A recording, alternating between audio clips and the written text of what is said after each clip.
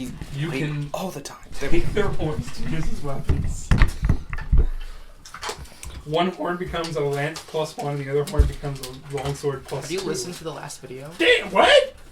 Oh, That's dope. It was making like Goat weird, of Terror. staticky sounds. Oh. My growl. Oh shit. Okay. No, if terror comes Oh, you know what? giant goat. That's not gonna sound good. Foot radius. I just moved the mic, so that's gonna be iffy. Oh, that's Um, that comes out so clearly every time you whisper into it. Whispers? Yeah. It is a major rare item. That's hilarious. The other one is just like, hey, giant goat for 3 hours. And then one is Wait, what's the one that gives you a lance? Goat of Terror. Oh. It also makes the goat emanate a 30-foot radius of fear. What are these? Oh, wait, what is that from? The ivory goats. Figure Oh, of it's Wondrous like- The Power. figurine It's of one of the Wondrous Power, wonders. the ivory It's one of the ivory bog goats. standard ivory goats. Yeah. Yeah. Yes. Not Acquisitions Incorporated or Rick and Morty. This is just a list of all of them. I'm pretty sure the goats are. I know they come with Standard? 3 goats. And one of them's like a giant goat, and one of them is like a rideable goat. What the Yeah. giant goat's rideable? What's that? One of them is a rideable goat, one's just giant, and then the third one is you can take its horns and it fears people. Sorry, it makes people I afeared. agree with him. Alright, sorry. Yeah, basic rules there. I wanted my Go to horse Pharaoh. to walk on walls. No! Oh my god! That's what you wanted to do with it. That's even a harder no. Now, if you find a way to know the spell Spider Climb, Oh yeah. use a spell slot on that. Sheer amount of like- horror. Not really horror, but more of just like a gap. Just a- It's because no. he wants to be able to like fly away, and the horse just follows from anywhere. It's like a fucking guardian Okay. from Breath of the Wild. Then I'll cast fly on your horse then, if that's what you really For all want. 10 minutes. Cool. I was turned into a giant ape and throw your horse. Ah, yes. Skip Kadoo, eat the horse. How far can it fly? How far can you throw it? I need to go grab my water real quick. No, Michael. God. Ooh, sliding. No, no.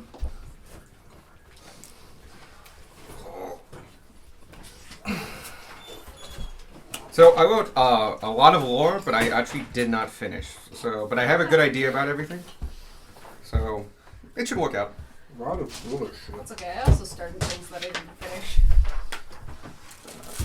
Yeah, Rod of Rulership. Such a useful item. It depends on what your ethics stop. I'm just eyeballing Evan because Kit has one that we Yeah. literally have never used. It's a better than normal one too. Yeah. Yep. But it does mean that like you are now. It's like it says a lot of rulership, but it really means I'm your master for the next 24 hours.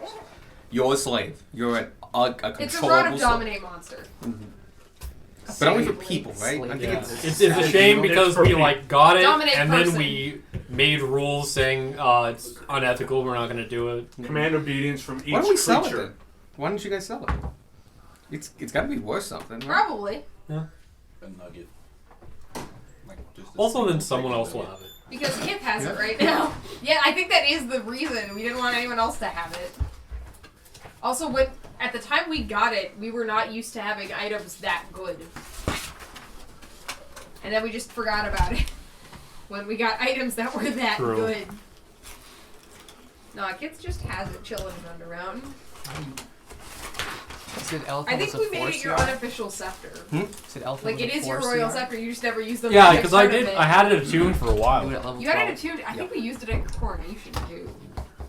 Might have. I think we used it at your coronation to like mimic the Britain scepter, royal scepter thing. Good Because stuff. we're extra like that. We are. But we've never used the magic part of the magic item. I'm like a sunblade and I'm willing to give up. No, fuck, I'm sorry. And I'm willing to give up the cloak of protection for it.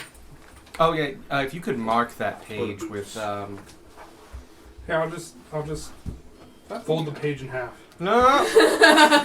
The panic. Like the worst. I was gonna say dog ear the page, but I was like, no, I'll go even worse. No. The cards next to that under the Sunlight melee. sounds Yeah. delightful. I will. I just need Can't the small confirm ones. actually. paladins with sunlight. Good Oh, I did not know time. that there were two sizes, so I was trying Especially to pick if you these know up you're as gonna well. fight Yep. undead. The For me, I just Oh, want you to. like it? Yeah. Yeah, where these parties at? Yeah. Stabbed Darwin with the sunlight. I just I figured because would rather you not. Wait, does Darwin take extra radiant damage because he's Probably. undead? We've been over this. We're not going to find out one way or the other unless someone else tries to smite him. When we fight a bunch of clerics, We've already stabbed him, what, like 9 times? you removed his head a few times.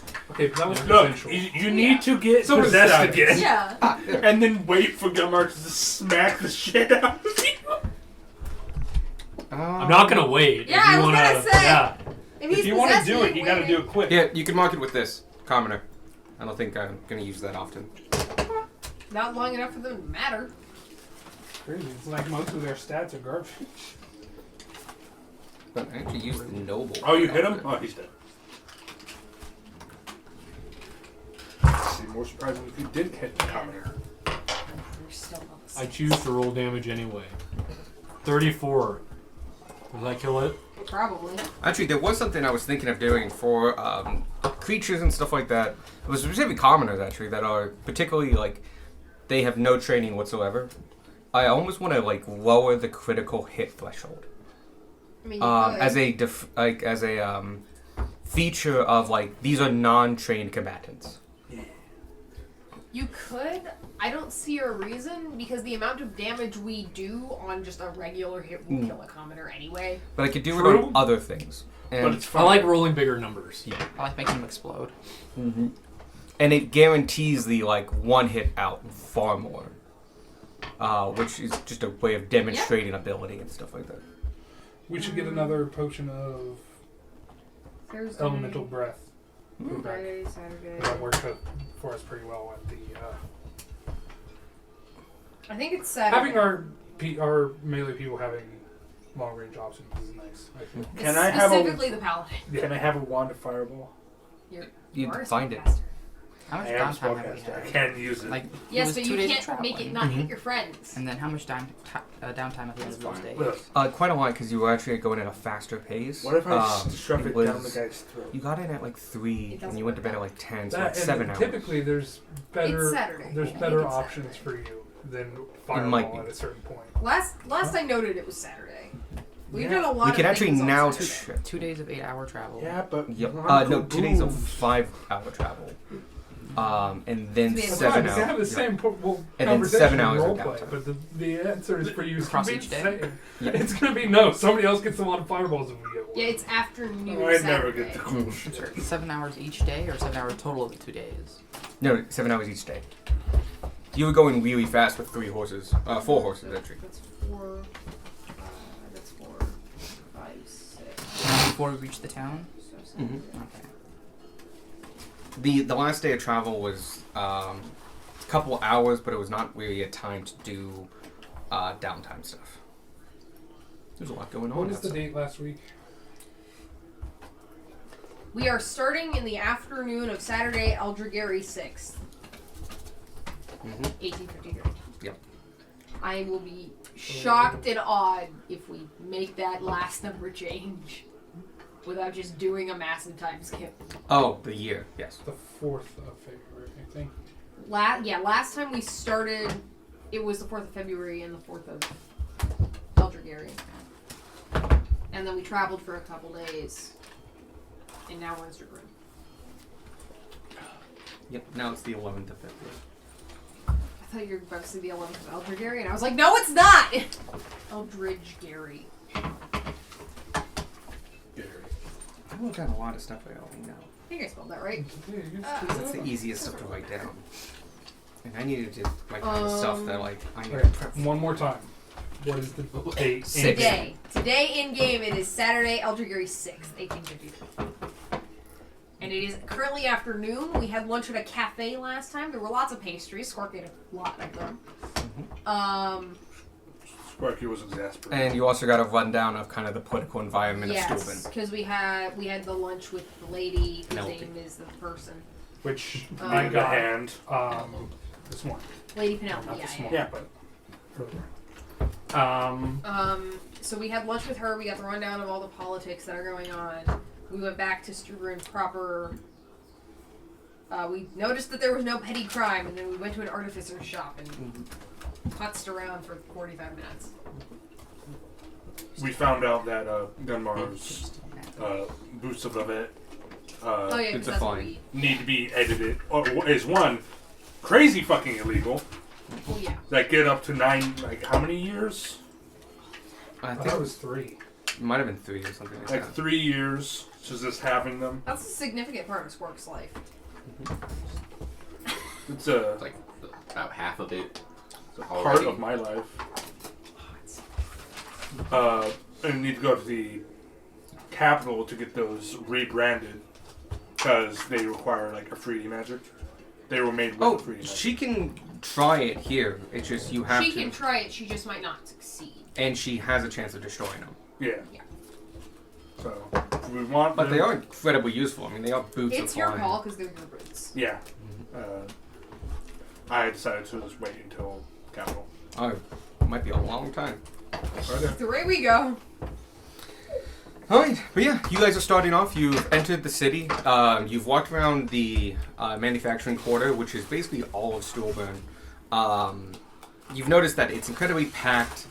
And you, as the tall individuals among you, are the minority.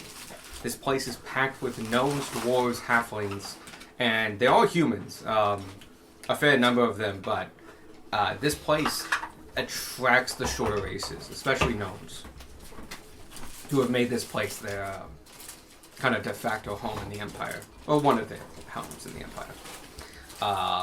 No one race is consigned to a single city. So, you guys decided that after speaking with that artificer that, well, you have a goal in mind, and that's talking to all the king's reps.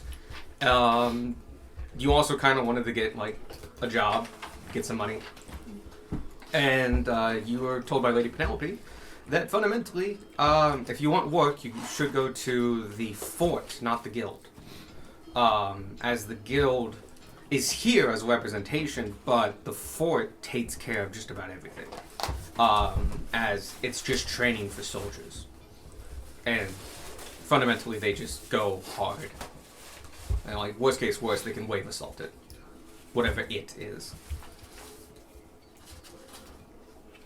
So you said you were heading on your way to the fort. Yes, I suppose. You know what? Real quick. We just left the shop, yeah? Yeah. Yeah, you're in the We manufacturing can area. still be in the artificer's shop. We left the lightning rod that Sparky broke. Yeah, Yeah. we left that to Place. get repaired. I really think I want that Elven Shade. I'm gonna go back and buy it. Alright. Want some milk, Haglin? How much was No, I it? got it. Okay. 1600. Yeah. No, 16,000. Yeah. Does that Oh. change your mind? That's why we didn't buy it. But that's without haggling. That is just price, yeah. Yeah, you would have to dip into party funds. Yeah, you know what? No, that's fair. We'll hold it for later. Stuff at that level is going to be around like the 10,000 plus mark. So keep this in mind. Yeah. Like I mentioned, like you guys are wealthy, but you ain't like loaded. We're not ready to just start throwing money at magic items. Right. Like some parties I know. Unless it's a sunblade. I really want a sunblade. We will do shopping after We the will put king's it on the reps. short list. After we have more money, probably. Yes. So You yeah. guys jab a fair bit, like 40,000 in the party funds. Yes. Like that's enough for 2. Do they have to? Like 2 items Oh. of that level. Um. And that's, you can still haggle and you can get up to half off. Oh yeah. Do you want to haggle? Sparky storms back into the shop. Listen, You I'm gonna be real. I Sales feel like you and can thing. offer us a lot more for that Elven chain. I can offer you a lot more. Sorry, I meant a lot less. I get that it can be difficult to make, but I still think it's not quite worth that much. Give me a persuasion roll. You Can I- didn't- And you said you didn't want help, so it's not that expensive. Darwin? Hop into, Everyone And go. storms back into the shop. just kind of like put my hand on Sparky's shoulder and say, would you be willing to lower it if we decide to take the fly too? Alright. I will let you roll with advantage on the contingency that you have to buy the fly as well. I'm gonna use my money if we. That's fuck yeah. Tanner won't meet outside. Oh, that would be a natural 20. For a total of, I believe, 28. He gets a Okay. card, yeah. Oh, I get a card! Yeah. My first 20 card! Yep. That's your first one. Yes. I don't have any cards. I have one. Roll more! I've used True. one. I used one, but it. You ended start poorly. injecting yourself into situations. Yeah, that's what they're for. They encourage you to fucking involve yourself. Like, shove yourself like that. This is also my narrative. But yes, Yes, I'm here.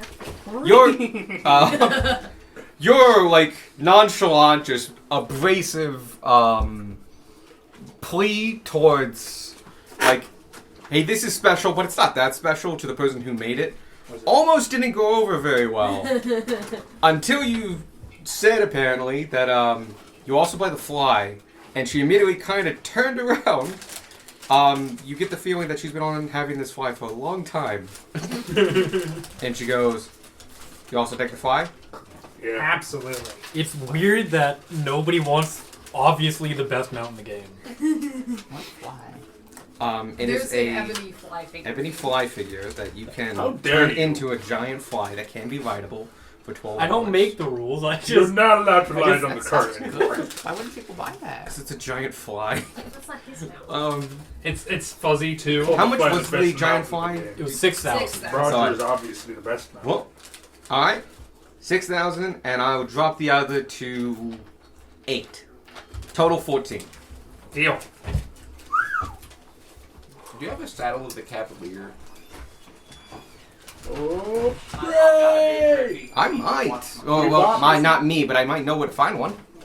Okay. Could you put this on the coaster? It's a little. It's a little.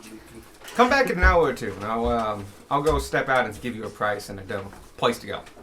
Thanks. Flies No full need for it price though. anytime soon. Yeah, the fly's full price. But it's still cheaper than the one item to buy 2 items. Got one. That was a hell of a deal. Yep. Now we need Thank you, somebody. Darwin, for that save. I do the straight ones. Not You a either problem. do half off, the same, or if you really fuck up, it's 50% more. This is the wrong app with a red background. I was wondering about that if you were loading into it. I have Sheets, D&D Beyond, and the Dasher app all right next to each Oh other. no. Why would you do this to yourself? Oh, because I'm a masochist, apparently. Apparently. I grabbed a drink, but no straw. Did they find if there's a potion shop in the city? They did not look for one. We haven't looked for one, but there probably is. We just need to find it. Sure, on your way. Yeah, it could just be like a perception check.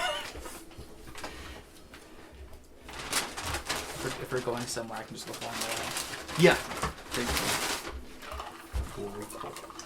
So, you guys hand over the gold. She hands you the elven chain, and she hands you the ebony fly. Thank you very much. Alright, now you guys take care with these, and if you need anything done after you come pick this up, let me know. And if I can't do it, I know someone who can. Hey, Welcome. would you happen to know where we can acquire something called Sunblade? Do you know what a sunblade is? I am a paladin. Would I know what a Sunblade is? Sunblades are not inherently paladins. Give me You could a... look for a weapon that does holy.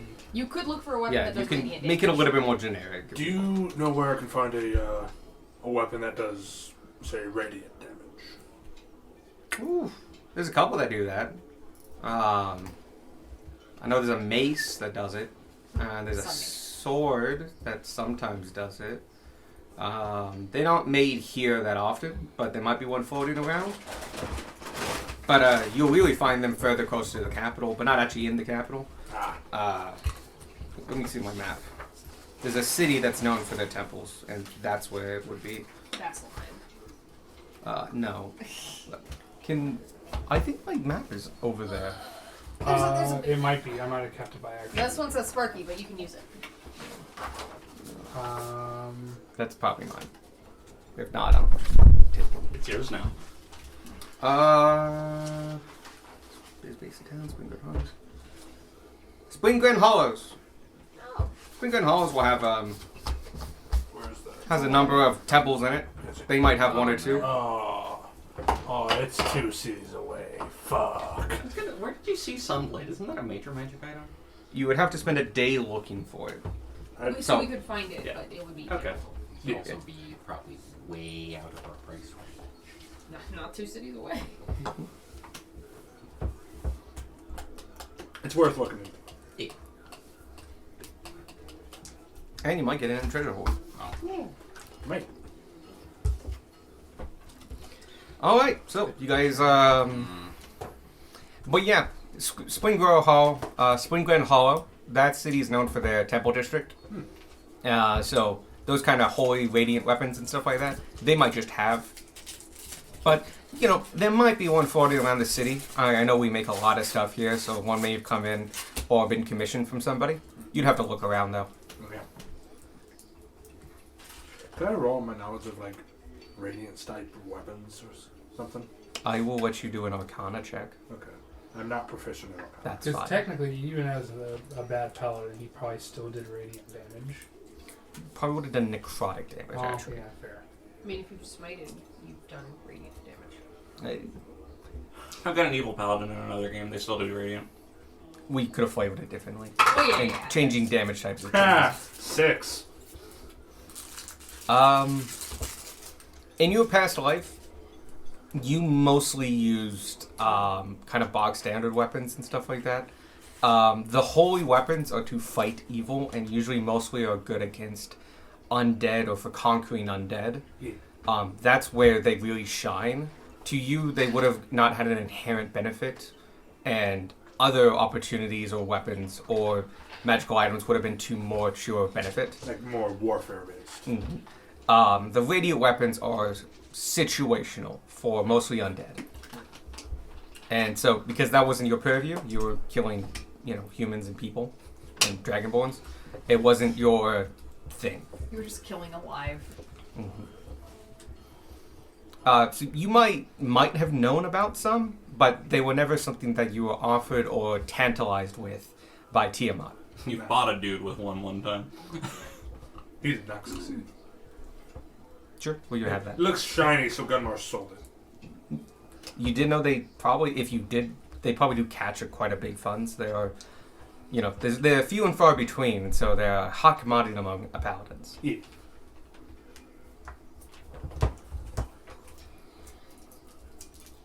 Alright. You heading out now? Yep. Alright. You guys make your way over to the fort. So it's going to take you about 15 minutes to go down there, but you're walking through the thin roads of Stillburn. Tanner would like to make a perception check to find a rock. Give me a perception check. And Vanya? 14. Alright. Drop if there's a rock. Tanner will drop his d20. You take a good hard look around, and you find something kind of interesting. In Stillburn specifically, as you're walking past all these shops, you actually are not finding not only a potion shop, you're not finding a lot of variety of shops. Those that do have signs are for small workshops or specialists.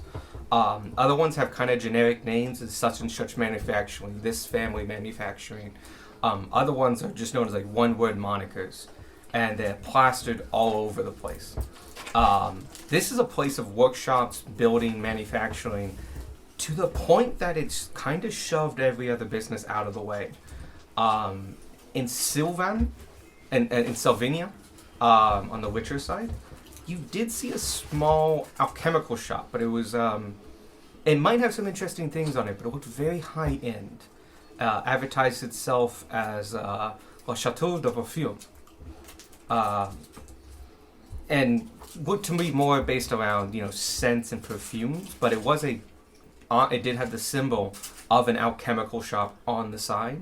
So despite what they mainly sell, its proprietor is probably an alchemist.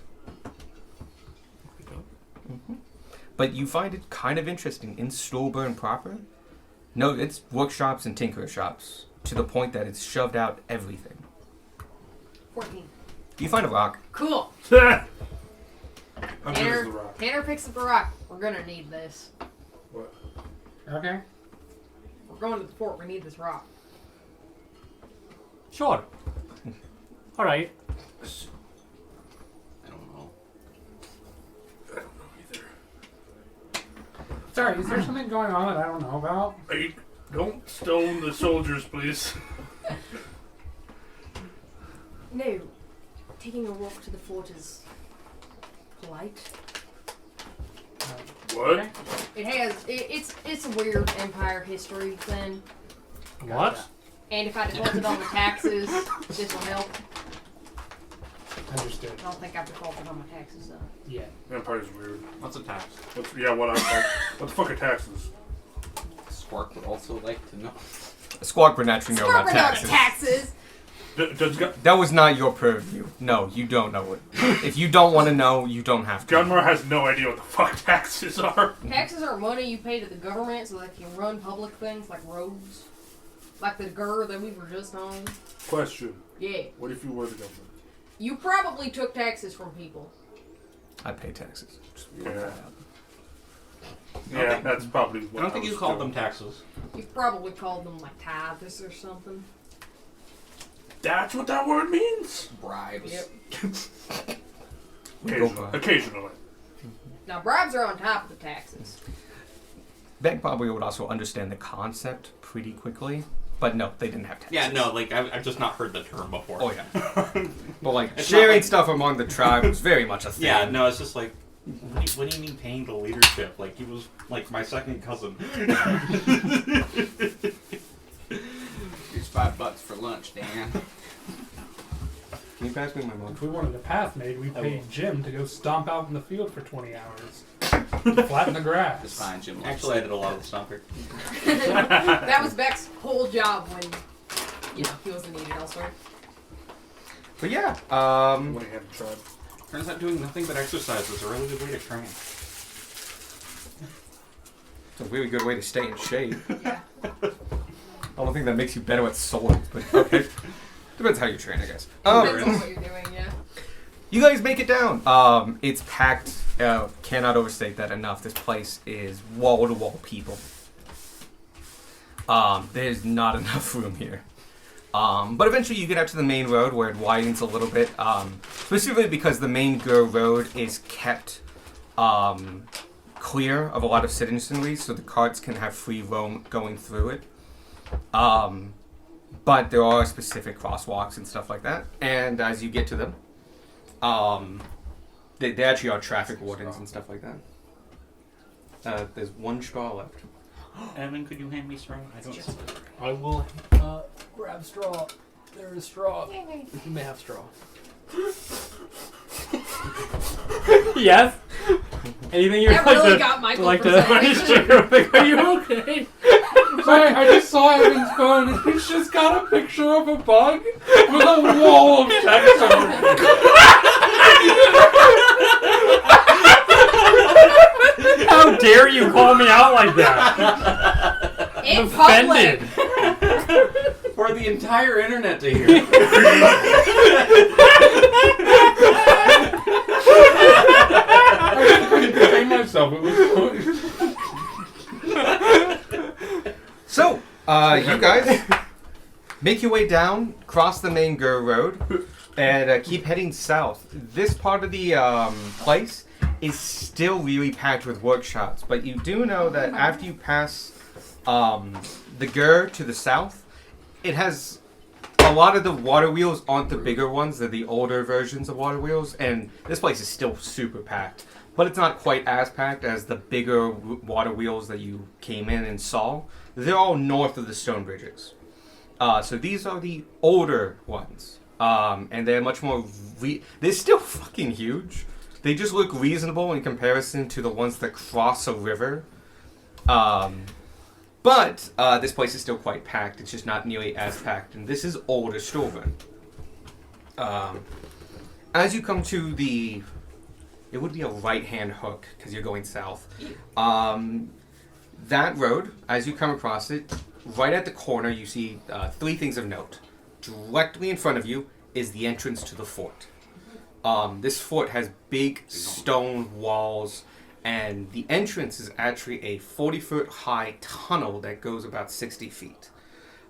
You can see halfway down it, 2 portcullises are already dropped, about 20 feet apart. But if you look up, you can see entrances for more portcullises. This fort's walls are currently guarded and have walkways on top of them, and are currently getting patrolled. The map that I wrote. No, I Yes. wrote this today. You did not. He did. He saw me. He did- saw me. I didn't. It probably means yours is the only one that's accurate. Because I looked at his map while I was drawing it. So it could be as accurate as possible. This is as good as it's gonna be. It's even in my handwriting, dog. We left one blank just for you. Oh, no, you're right. This is my map. I know I'm right. Stop stanking me, you hoe. Wow! Alright, everyone's sassy today, apparently. Anyway, No, Michael's sassy today. the fort walls are being patrolled. We'll talk more about the fort in a second, but to your left, you also see, based on the signage saying, the Auxiliary Guild Hall, or the Auxiliary Guild Hall. And it has the sign below it, and similar to the other ones, known as the Bow and the Lodge. This one is known as the Barracks. Alright, which one do we want to go in? Oh, and to the right, the road continues, and it goes to the bridge that takes you to the Druids. Did you listen to the podcast? Some of it. I can do the description of the fort again. It's really good. Do you know about what the water wheels are made of? Mother tree. Yes. Okay. Just the axles. I mean, it's a big component of it, but Yeah. And there's a druid conglomeration across the river. I say we start with the fort. They can probably send some word to the other king's reps that are coming. And in the meantime, we can double check fort first, then druids, and then the other king's reps. Alright. Do we want to do the fort or the Ox Guild? I don't think there's going to be much in the guild, but well, we're here. Yeah, we should stop in. Just say hi, fort check first, in. though. Right. cool. At the crest of Sturlburn Peninsula is Fort Trota. Arguably the best guarded bastion of the King's Arms, Fort Trota is the headquarters of the King's Arms for the entire Eastern Empire, and is also the base of operations for General Johann Bricker, commander of the Eastern Armies and King's Rep of Fort Trota. The fort is situated on a man-made bluff that rises 70 feet off the waters below, with packed stone walls fortifying its positions on 3 sides. Fort Trota is an interesting and patriotic fort. As you enter, or go up to the gates, it is guarded. You can see that there are 2 King's Arms in formal regalia, which just basically means normal armor with some plumes. The armor and shields and swords are still very much real and useful. As you approach, the 2 guards on duty don't pay you any mind, but as you do approach, another one exits a small door that's in the hallway. The entranceway, the really big, yep. There's several doors on either side. Closest one to the left opens up and a soldier comes out. You can see marking on him, he is ranked sergeant. Okay. He comes over to you, he is human, a little bit portly, but about mice height, 5'6", or give or so. A little bit broad-shouldered. Alright, what business do you have here at the gates? We have business with Captain Brecker, we have news of a threat to the Empire. I am sorry, sir. There is no Captain Brecker here. Or was it? No, sorry. Did I miss it? General. It's No, general. I as Michael thought Okay. it was Captain. It's not Captain It's- Brecker. Okay, We are here. General. We are here. He is Eastern Commander, otherwise known as a general. Because I even wrote it down as Captain because I thought I Okay. heard Captain. We are here to meet General Brecker.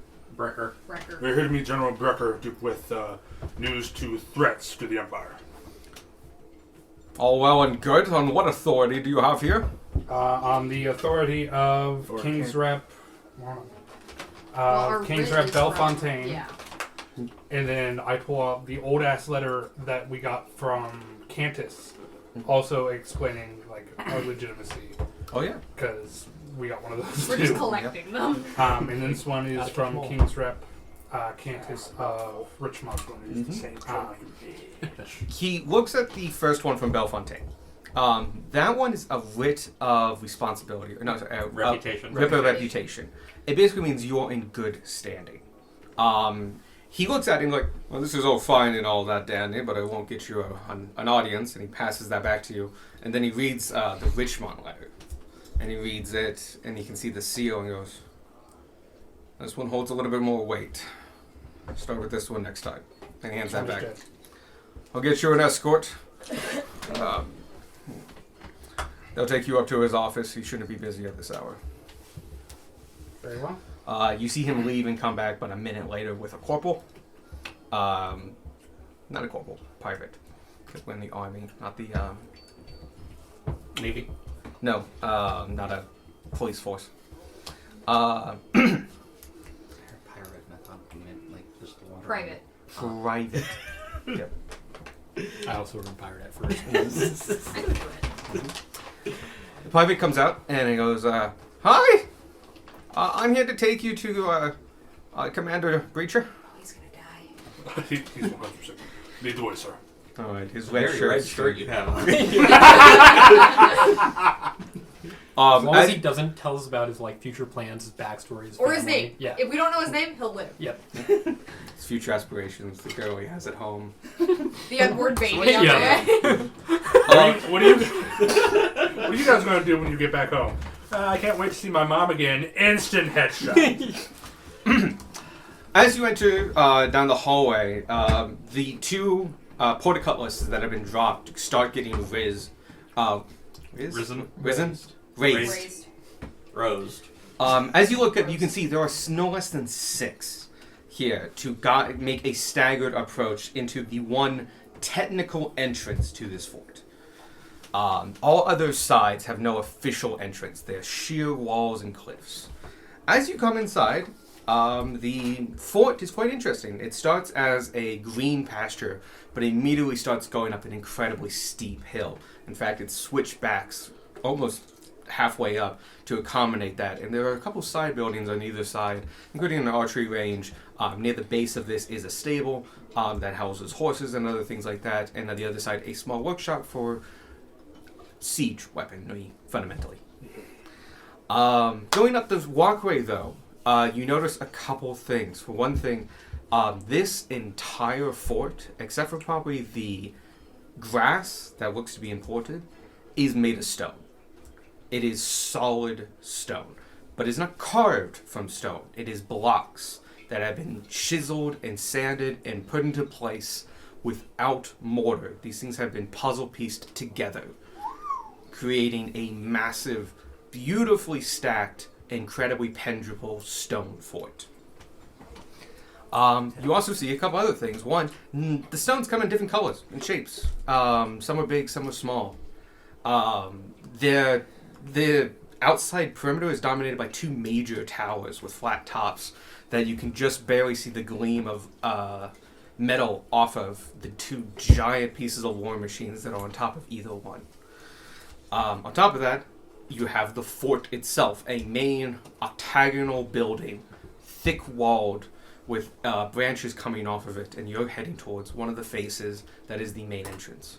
As you come to it, the doors are 20 feet wide, 20 feet tall, 15 feet wide, and made of basically just thick, aged oak, cross-banded together and bolted together, riveted together with iron bolts and bandings of iron. These things could withstand a siege for a long time. They'll look remarkably untouched, as though no one got that close. I wonder why. Crazy. As it opens, an interesting sight greets you all. You're in kind of like a foyer, about 40 feet long, tall ceilings, big-ass windows. The walls here, though, are interesting. They are still made of thick cut stone, very big boulders, about the size of this table and face size or bigger. Quite big. But they are cut, smooth, flash, and they all have writing on them. As you walk by, the writing is bold and clear and in common. And you see the names of towns. All across these boulders. Such and such town, established then, King's Rep here, dedicated to Fort Trotta. You look a little bit longer, you see kind of near the top right, Hinterfell. Established about 147 years ago. Contributed, you see the King's Rep of the time, dedicated to the Fort Trotta. If you keep looking, near the base of one you see Richmont. Big rock at Richmont's once, and it says Richmont, and it has King's Rep Cantus, and it says dedicated to the Fort Trotta project. As you walk past, there are hundreds of these massive stones that make up just this foyer alone. And as you get to the entrance, the corporal turns around and goes, I'm going to ask you to wait here, and I'm going to go get another escort for you to take you further into the court. So, if you don't mind, that'd be good. Alright. Yes, sir. And there are places to sit down and stuff like that. This is a carpeted four-way. Carpeted has a like a long ride. And yeah, you're left alone for a couple minutes. I will look for somewhere to put my rock. You don't see any place to put a rock. You do see a sign that says, if you have a rock, please hold on to it. Okay, cool. I hold on to the rock. Damn, that private got promoted to corporal very fast. Oh, shit. Private. Sorry. He went through Oh, but like, he Pokemon looks like really young. Like 16, 15. He sounds really young. Yeah, that's good. Aww. He's a runner. But you're alone a few minutes in here, while somebody else is winning up. I understand the stone thing now. Yeah. Don't weird. quite fully understand the stone thing, but I understand why you picked a stone Yep. up. Is this Should like we all have picked a stone up? Is it disrespectful for us not to? Well, considering that you're legally dead, you've never paid taxes, and the rest of y'all ain't from here, I think it's fine. I just learned what taxes. Back to taxes. No, it can be from the group okay? if they want it anyway. Number standing at full attention. Mm-hmm. Somewhere you can relax. No. All right.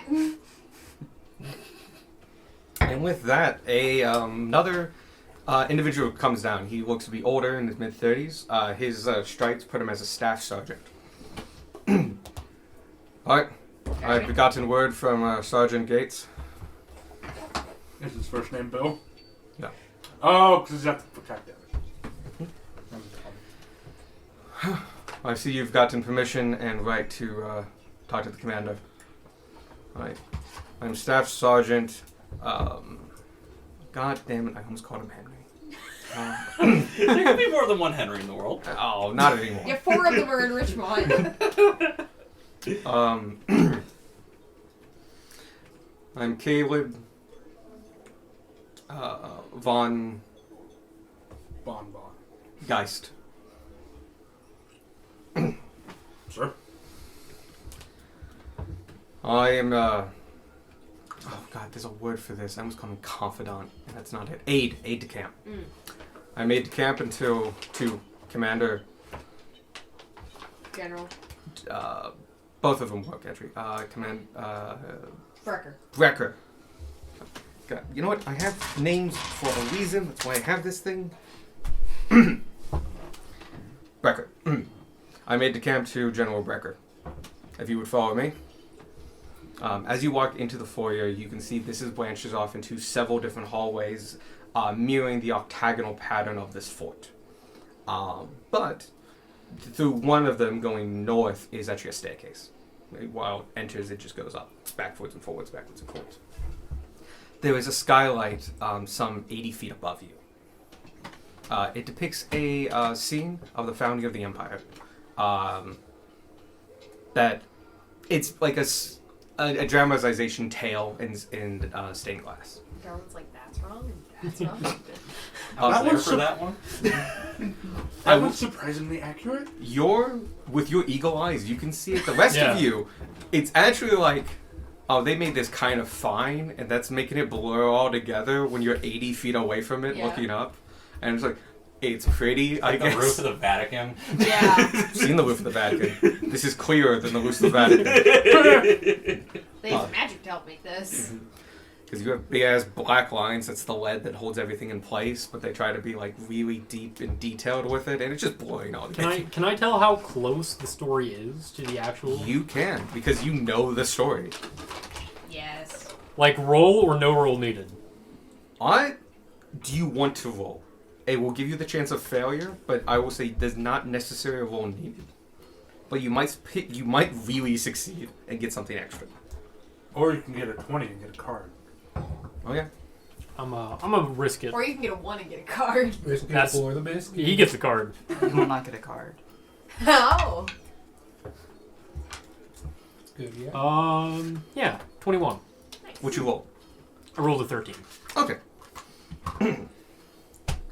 Yeah, smart boy. I am a smart boy. History is important to me. You are history. I missed a lot of it. Catching up. You're able to follow along, and you do find the start point, which is almost difficult in of itself because it's a continuous picture. But fundamentally, like, that's the theoretical start. And as you go across it, you realize that it's beyond simplified. But it does depict at least 3 major steps of the founding of the empire.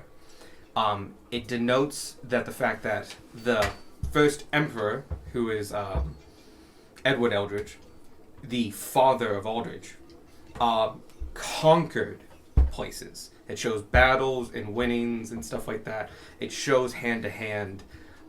It depicts the fact that, like, hey, we started by conquering, and just got bigger. It then transitions, and like it's depicted as like this is the bad times. It depicts, and it gets much more lighter metaphorically, with the sitting of Aldrich, who is considered the actual first emperor, as he inherited the true empery and was the first coronated emperor, and there was a lot more first with him and stuff like that. His father got the land, but he made the empire. That continues for about another half, and it shows him diplomating, and there's a lot of crests and flags and stuff like that you now recognize reading that book of yours. That, like, that's when he made this treaty, that's when he made this thing, and that's when that happened. That country doesn't exist anymore. But the family line doesn't. Then the last third of it is actually metaphor. It's basically like demonstrating where we're going and like betterment and like we can all go together as a people and stuff like that. It's just symbology. Okay. You realize a couple of things majorly wrong. One thing, his first son is not depicted beside the first emperor, who you know fought alongside him. Yeah. He's not mentioned at all. The crowning of the first king, Eldridge, you remember that. It doesn't look like that. It wasn't like that. This was like, it's depicted as a grand ceremony. Like, the whole kingdom is there. He sits upon a throne that sits upon the nobles, that sits upon the houses, and it's a big grand thing. It wasn't anything like that. Is that back in the shed? It was Behind the It was a decks. lot more pragmatic. And you do have vague memories of that. Then the big middle part where he's discussing things and stuff like that, technically past your time. But you do, for the most part, that's all pretty accurate. Okay. Nice. I would say with the 21, you do notice that some of them are misspelled. Yeah. But you can tell that, like, are they misspelled or is that the 1800-year-old spelling that you Yeah, listen just- to? And they're just like, is that now how it's written? Am I now in the wrong? No, it's the kids that are wrong. Gestures broadly the entirety of At the people. group. Yeah. The entirety of the country. That's not how you spell it. That's how we've been spelling it for 1,200 years. That's not how you spell it. You've been spelling it wrong for over 1,200 years. Oh, good shit. Anyway, you're taking up the staircases, and you're taking up to the top floor, but away from the stained glass, and taking down one of the ways. Oh, somebody eating food? Yeah. Okay, it's here. He's wearing a red shirt. Poor guy. Oh no. Oh, no, he's gonna die. As you go up, and you're taken to a door, and over it, on the door, it does say Commander. He does have a nameplate on the door itself. It's right just off of the top steps of this landing. Before you go in, the staff sergeant turns to you and goes, "Alright, there are one of a few ground rules here. Do not draw any of your weapons. Do not put your hand anywhere close to them. If any of you are magic users, please keep your... Thank you. No, I'm just holding my staff. Oh, yeah. You may keep your arcane focuses out, but do not lift them above your waist." And he goes through a couple other lines that basically, like, don't be threatening. And don't nitpick. I'm making this up on the spot. No, And I'm just thinking about, like, depending on how big her staff is, it might come up like her shoulder. probably does. The point is that you get a rundown of saying of, like, do not be threatening in his presence. We're not gonna Yeah, take your just weapons, use but don't. common sense or we will kill you. Yeah. When I entered the store, you Never were... restored. Why are you looking at me like that? Did you have a smoking helm and armor? You might want to. I have my helmet off. Okay. Alright. Do you all need a minute to prepare? Stow anything, take off helmets, anything like that? No, we generally don't just carry our weapons out in the open. Anything that is out, I just We just put it bag away. holding. His Yeah. and his weapons are full visible. Yeah. So's mine. Oh, So is yours, so is his. Yeah, no, like I've just got an axe on my back. No, I mean, I thought he was like, any weapons you want to put away, like, we're carrying a battle axe in our main No. hand. Yes, that's what. Okay, we're not Skyriming this shit. We're like that's just an equipment slot. Just like, yeah. No, I see where you're getting for it. Yes, and by the way, stowing in your back, perfectly fine. Yeah. Gunmar will like take the axe and like kind of like put it out. Do you have anywhere I could put this in the meantime? No, he said, like, on No, our back. stowing it and like sheathing Like it. having it on your back and stuff. Yeah. Ah, Yeah. well then that Gunmar does that, I guess. I still just hold on to this. You see him kind of glaze over you. The special treatment that druids get is well and alive here. Next door to the druid house. Alright, if you're all set, you hear him turn the handle, and you can hear mechanics are inside this door, and you can hear well-greased machinery is happening as he's turning this handle, and it takes about a half turn, and you hear a clunk, and the door just starts creaking open. Actually, it doesn't even creak, it's silent. Just Darkness a little wide-eyed for a second. pushes a little bit, like he's like, there's some weight to this door, and he pushes it in, and you are now in the study of Commander Johann Bricker. Couple notable things about it. It sticks out over the ledge of the water and has a glass dome over it. It has a lot of natural sunlight. It's very, very bright in here, and you have a clear, unobstructed view for miles going south and to the west and to the east. His desk is right there at the edge. It's massive, it's oak, but it's practical. It has papers on it, and piles, and in and out trays, and other things like that. And this room is not just him. He's got multiple aide-de-camps in here working on things. There are actually dedicated desks that people are working in. it's a room that is quite big, but is probably occupied at any time between him and 3 to 4 other people actually working, with other people just coming in and out. He is the commander of the Eastern Empire's army. It's a lot of logistical paperwork. On top of that, there is that isn't walled in glass is bookcase, as well as there's a wall of plaques and medals and other things like that, and a couple dedications and some paintings of different commanders. Each one has a small plaque at the base of it, and there are weapons on the wall. A lot of them seem to have little plaques next to them, and as you look at them, you can see they're from famous battles or belong to a famous general or something like that. These are artifacts that belong to famous warriors. How far back does it go?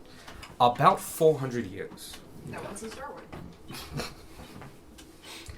A lot of them you match up with the names of some of the portraits, saying that like a lot of these are probably the weapons of the commanders of this fort. As you enter, he leads you to the edge of the desk, and the other aide-de-camps kind of push to the side.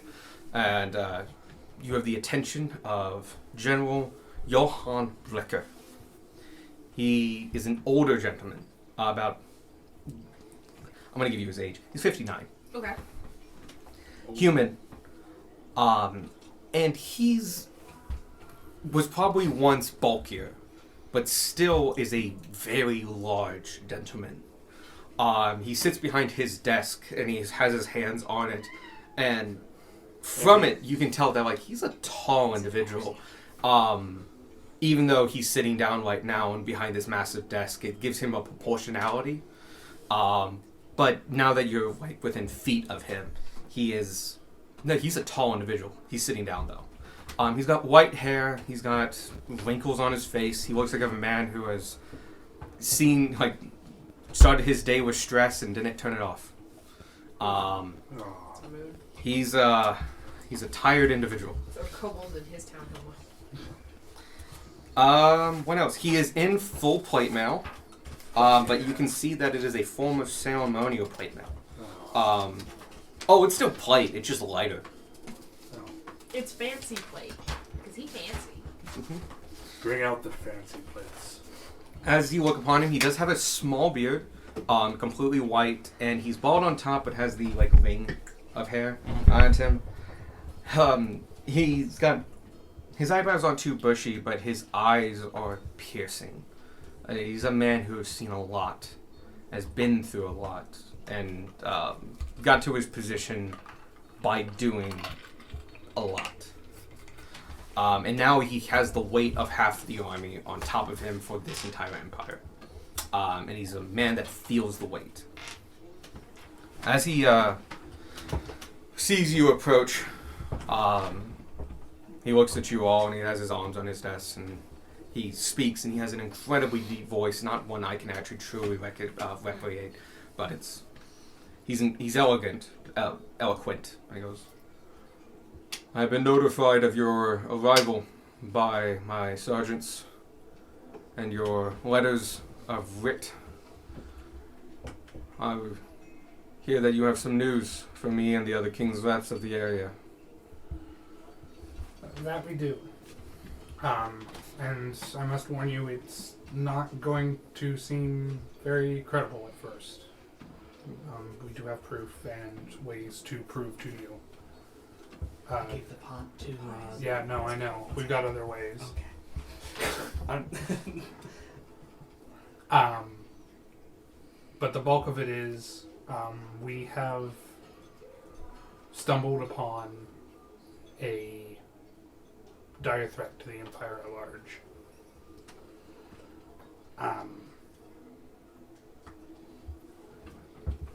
I don't mean to discredit your knowledge of the Empire, but do you know of the second son of Edred Eldritch? The first son. Sorry, first son of Edred Eldritch. You see him think for a minute, and actually, can I give you a second? I want to bring up his character sheet. Yeah. Because I made not everyone has a character sheet, but he does because he has levels. Yeah. Fight. Arm wrestle. You don't want to fight him. Lose. End the campaign early. Oh, you all could take him, but that's like 7-on-1's a one-sided fight. The thing is, We like, also could, At least one but of us might afterwards, die. we're in the middle of The fort. the fort Yeah, the most protected part of the city. Yeah. of this like half of the empire. and that glass overlooks the river. It's fine. Spark can get through the skylight. Have fun. Spark will survive. Tell our story. Oh, whoa! Finally go back home. You will not believe the The shit. amount of bullshit that I had to put up. To the north, they're all crazy. Fuck, I forgot his perception Yeah. of that. It's just like, I'll stay here. Screw it. Okay. And Mickey escaped. That's fine. He actually cannot make the law.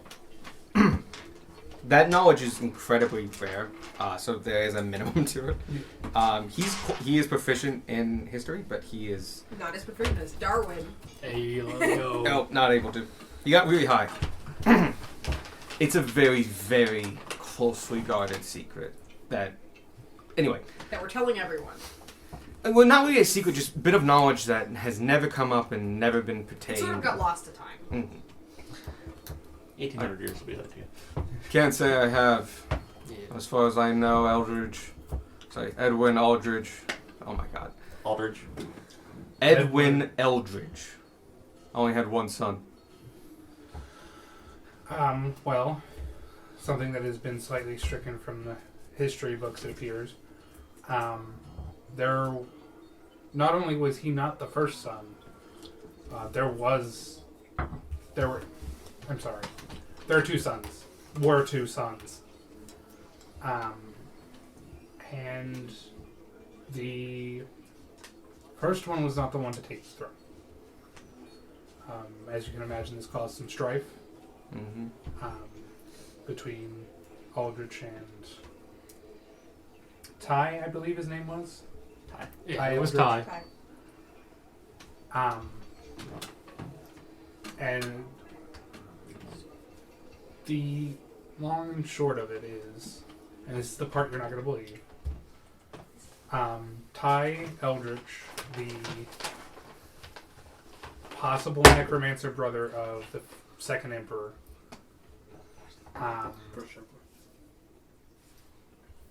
first or second emperor, depending on how you look at it, has returned to this plane of existence as some form of undead and has been going around trying to revive his compatriots with Ethereum. In Richmond, he wanted to bring back Cicatrix Mannix. Truly. Indeed. Cantus, as well as to Insert a lesser name extent Belfontaine, they are both aware of this. I don't know how much you know of Cantus, but his court wizard physics as well knows. I'm familiar with the name. So they are able to back up our claims. But that is the long and short of it. He has come back and is rebuilding an army of some sort. I see. That's some grave news. Tell me, what else do you know of him? Do you know where his base is and where he is located? We have we believe, we are under the impression that it is south of here. It's not a lot to go on, obviously. However, it is worrying because south of here is the capital. True. But we've just been given a general direction, and we had first-hand contact with Ty Eldridge. I see. And you survived, I can see. Barely. Yes, he just wanted the Ethereum that we had collected from his attempt to revive Cicatrix Mannix. He wanted it back. He came, killed our cart-leading moose, nearly killed all of us, and We couldn't do anything about it but sit there. So he stole our Ethereum and left. Presumably to use to do similar things with his other compatriots. Fortunately, some of the Ethereum that they had gathered to attempt to revive Cicatrix was consumed in the attempt. So what had been taken from us would not be enough to attempt that again. That's good to know. But one man comes out of the woodwork. Powerful, dangerous. Definitely has goals in mind. Truly, do you know if he needs to rise an army, or is he trying to get a small band together? Honestly, with the power he had, he could probably do quite a bit with just a small band. It's a dangerous thing, a flexible small group of very highly skilled individuals.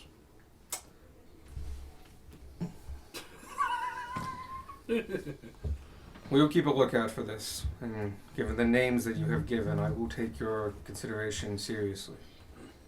I'll do what I can here to up our guards and understanding, not only through here in Sturban, but across the Eastern Empire, and fortify our southern flanks. But any more information you have would be highly valuable. In Richmont, there was a criminal organization referred to as the Cantus Crew, named after a district in Richmont. And they had ties to a cult dedicated to Ty and his return, yes? Yes. And they would have markings beneath their eyes of whatever shape they were, like the little half circles. Like quarter circles. Quarter circles? Quarter ovals, but yes. Yeah. Markings beneath their eyes, and they would these markings were magical. Those who bore them, if they died, were able to return as some form of undead. We had seen shades, zombies, wraiths. What was the thing that killed Swark? Was that a wraith or? What went white? into? Was it a white or something? Oh right, white. I don't remember off the top of my head, but we'll Yeah. go with right. Yeah. But yeah, so and these markings were permanent. They were tattoos of a sword. So if word of any occult activity with markings akin to that is heard, it's perhaps a sign that those working beneath them are near. And that cult infiltrated a pre-existing Cantus Crew. The organization had existed for several years before. Yeah. So Ty or his followers might be using pre-existing criminal organizations to carry out their tasks. Also, pretty important to note that the people with the quarter ovals under their eyes don't tend to stay dead like most people should. Yeah. That's what I was talking about, the white thing. Oh, did I miss Yeah. that? Yeah. Yeah. Okay, never mind. They were coming back as like zombies and shades and stuff. Okay. I beat. This is all good information and good things to know, and there are countermeasures for these kind of things that we can prepare for. All right. I appreciate the information, and anything you learn or more so, please immediately give it to me. And that way I can disseminate it among the groups and soldiers of the Eastern Empire. Now, I will continue, and as I said, I will take this seriously, but I will need to see that proof myself before I can dedicate any too much resources to this. That said, I have been given a note from a runner that I am expecting a Captain Jenkins here in the next week or so, who has news of a particular event. We actually are friends of Captain Jenkins ourselves. We are the ones who. It is the same news. Good. To a degree. Is it Jenkins that had the pot? Jenkins. Jenkins has Yes. concrete proof. Yes. That proof is in the form of a vessel containing a memory of mine of the event where we met Ty. This would be good. First-hand experience, it always helps. Yes, if you hold the pot, you will experience memory as I had seen and heard it. I've been told that I don't have the best view of what had happened, but his arrival is from the direction that I was seated, and his before we froze, though he eventually makes his way behind my view. That should be enough.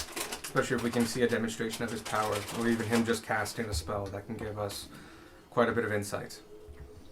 Yes, it opens with the event that killed your moose and Killed the magical Mount Roger, a celestial steed. Oh. Sorry. and nearly killed most of us.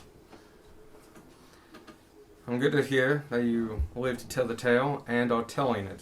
We do appreciate this. Forewarning is an advantage that cannot be undermined in the field of war. I see. We have much to do then. I'll await Jenkins and get information from him, but in the meantime, I'll continue prepping our men and prepare ourselves for a defensive position. It might take some time and other things, but I will take care of it. In the meantime, what are your goals here? Our goals are generally to not stay in any one town too long. There are a few things we look for as we pass through a town. One of which, I obviously I am a kobold. I've been told that there are a lot of fairy tales about kobolds.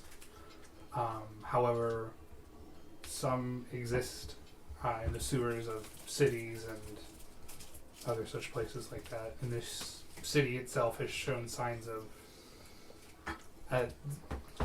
maybe even cooperation with kobolds. And I would like to know if there are any kobolds here that I may contact. You see him shift in his chair. And goes, Sergeant, go get Gothwith Voth. Sounds like it's a comic name. You can spell it however you want. Made that on the spot. The staff sergeant that came with you exits the room. Gothith. I heard a K on the end. I heard an R in there somewhere. I said Gogrith Voth. Gogrith. I did hear an R. Gogrith. I heard the R, Voth. but I heard the R in a different place.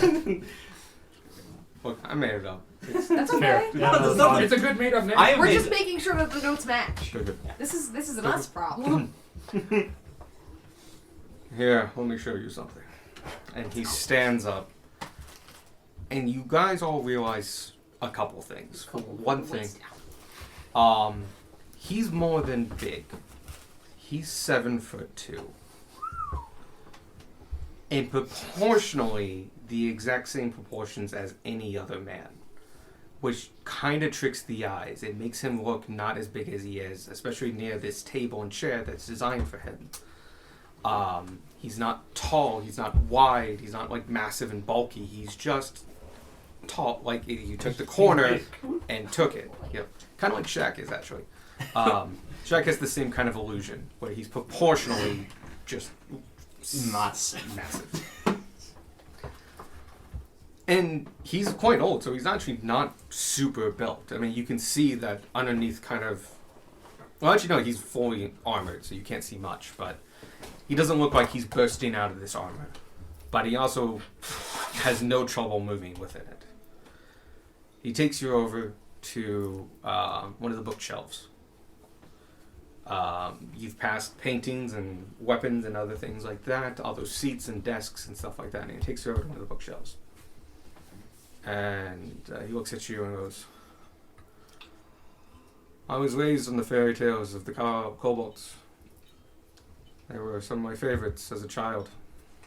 It wasn't until I got to the positions I am in now where I was privileged to learn the greater truth.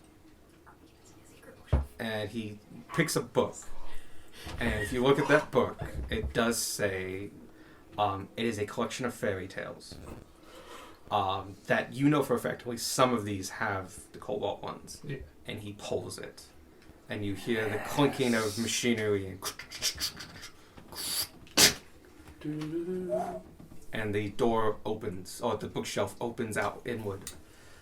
And you see a small room. 17 kobolds chained inside.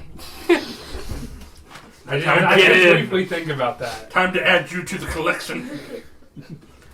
Inside, in a similarly well lit room, covered in glass as well, so very, very well lit, are a number of workshop benches. Covered in tinkerer's tools, alchemical supplies, leatherworking, masonry, a small forge in the corner. Most interestingly, a actually rather large lathe, which is a unique tool that's specific to this city, to be really very particularly powerful. And a couple other things. And they're all quite low to the ground. And sitting at many of these workbenches are kobolds. They are lime green in color. Oh. Most of them have goggles and aprons on. Many of them are immersed in their works. Many have headbands with magnifying glasses and other fine works. They seem to be working on very fine machinery and other such devices. But when the door opens, they are all immediately looking up at you, some with giant eyes that you realize are because there's a magnifying glass in the way. It's amazing. And in front of you are about 8 kobolds. We know of your kind in Stulban. Well, that is the quickest I've got the answer to that question, I'll be honest. A lot of the kobolds are looking over you and just going like, oh my... Because you're blue, right? No, I'm red. I always forget that. Yeah, you're red. Yeah. Lightning is blue. Lightning is blue. I'm looking at it, and like, you're hearing in Draconic, like, listen to the kobold. Hey, he's red. And they're just like, oh, who's that? And like, do you recognize him? Like, I don't recognize him. And just, you're hearing a lot of mumbling of just like, who the fuck is that guy? When you say we know about kobolds, Stoburen, does that mean like you and a few others, or does it mean Stoburen? I think he means the city. No, unfortunately. Damn. Me, the other king's reps of this local area, and a few notable chiefs, including Master Engineer Finneber Mudwort. Finnebar Mudwort? I'm not saying this right. Finnimbur. Finneber. Finneber. Finneber. Mupwort. Mupwort? Mupwoot. Mupwoot. Oh, O-T. Mupwoot. Mupwoot. That's a no. Mupwoot. That's a Mupwoot. that's a That's no no. name if I've ever heard one. She goes by Finny. Yeah! I can let you be here and be acquainted as we go get their chieftain. I'm gonna steal Mupwoot for something. I would appreciate that. Excellent. I'll leave you together with them for a bit. And when the chieftain's here, I will come in and we will discuss a few things. Very well. And he leaves you all in the room with them. And closes. You can hear the door close and you can hear clinking. And you can actually see a lot of the mechanism on this side of it. And it turns out to just be a rather delicately balanced lock. But it's not locked. You can easily open it from this side. It has a clear lever to open it. So you won't be locked in here. What was Finney's title? Chief Engineer. Chief Engineer. Sentry here. Mm-hmm. Chief Sentry here. Sentry down. Anyway. Dispenser. Well, Cowboy. after you, Sparky. I say in Draconic, hello. I've come from a distant kobold tribe. To just kind of see how kobolds are being treated in the world at large. Do you mind if I ask you guys a few questions? They all immediately look at each other, and you can see they're kind of worried. They are not truly like jumping at the bit here to talk to you, and like it's like, I don't know, maybe we should wait for the chief. If that's what you want, that's also fine. I don't know if this is perception or insight, but I want to check the room. Is this a sweatshop? That would be insight. Insight? 'cause Okay. You're well, Yeah, it's a vibe check. But yeah, it's which is the a combination room. of a couple things. Yeah. A sweatshop would have to be. It's weird because like, are you going after like Like, the conditions of the room to base that off of? Are they here or the people? because they want to be here? Are they here because they're forced to be here? Are That they would be treated well? Perception. You're looking for because Okay. you haven't had a lot of interaction. You're looking for Okay. clues. Evidence. I just like to look around to see what kind of things they're working on. Sure. Do a perception check.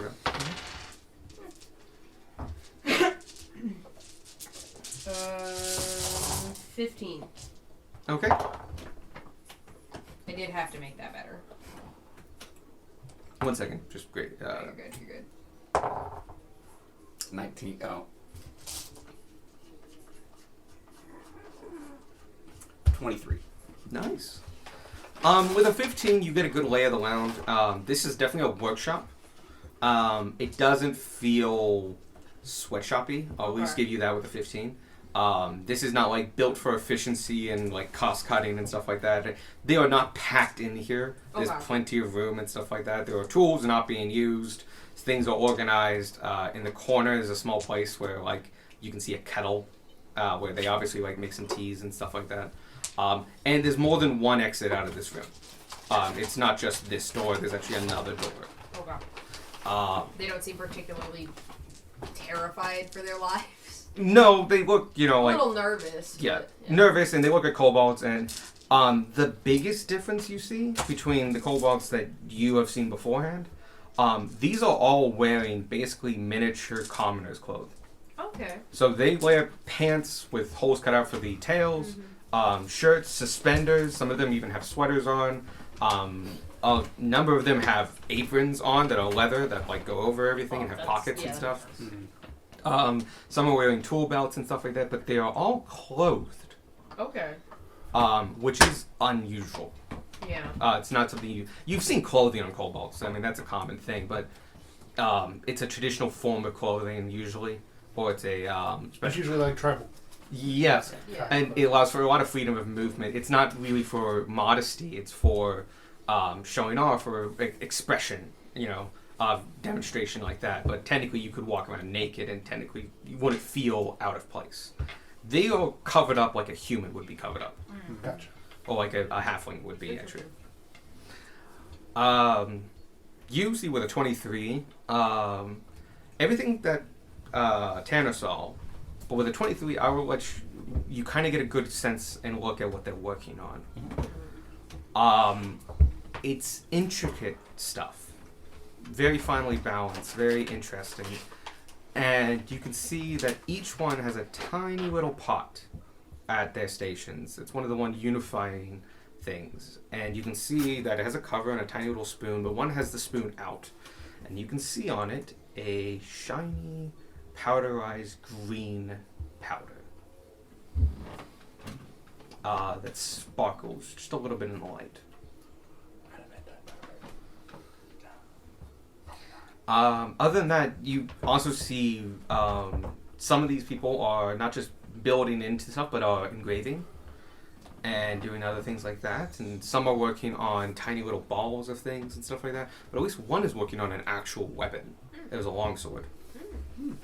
It's a sunblade.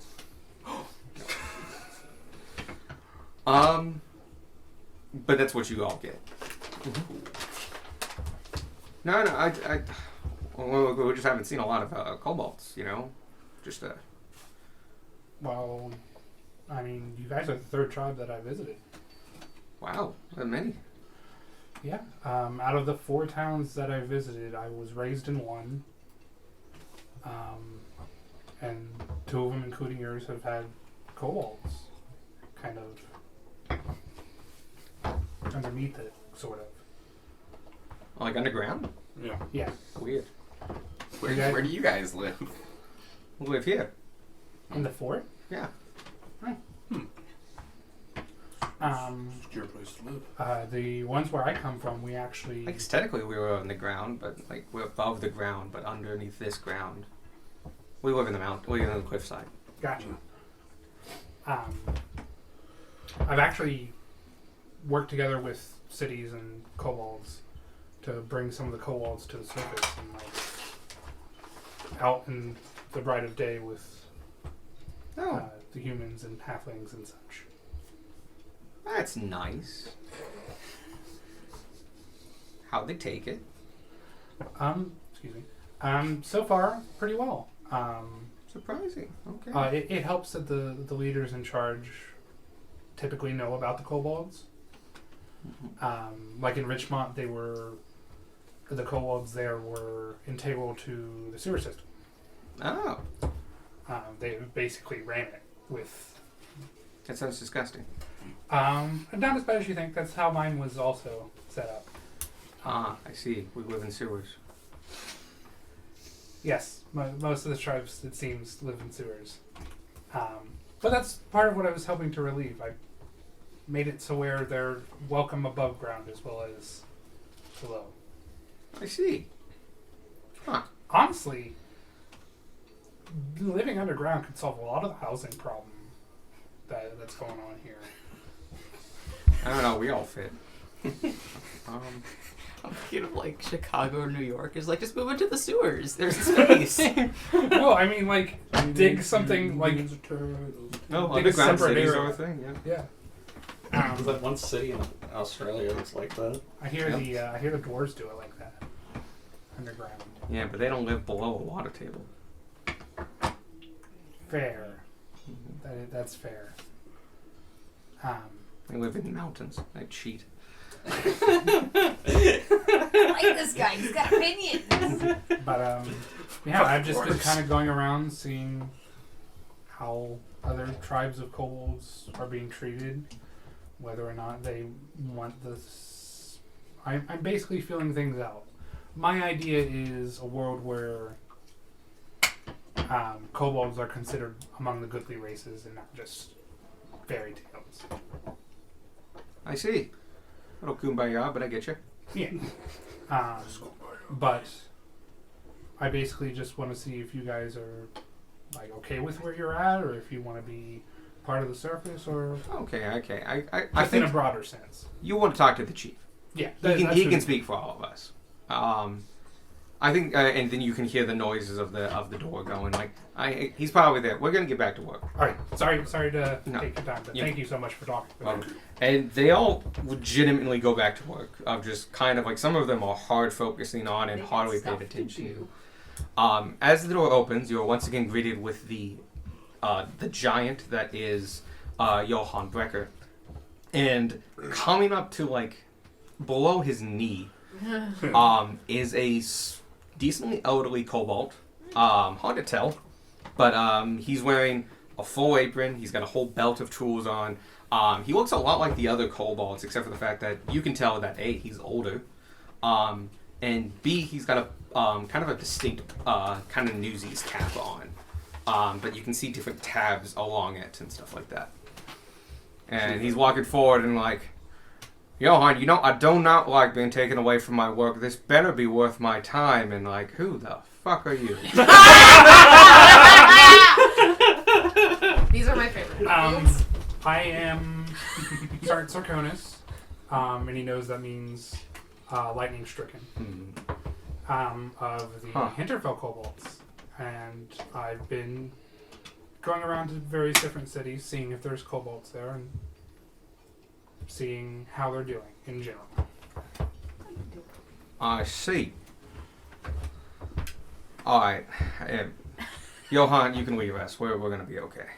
And he's... Alright. Alright. And he leaves and he looks at you and he goes down and sits down on one of the shop stools. Which if you've ever been to like an art class or anything like that, they're those kind of stools. all the same. And he sits down, he's like leaning up against it and goes like, alright, I can see you're one of them. And he switches to Draconic, and he goes,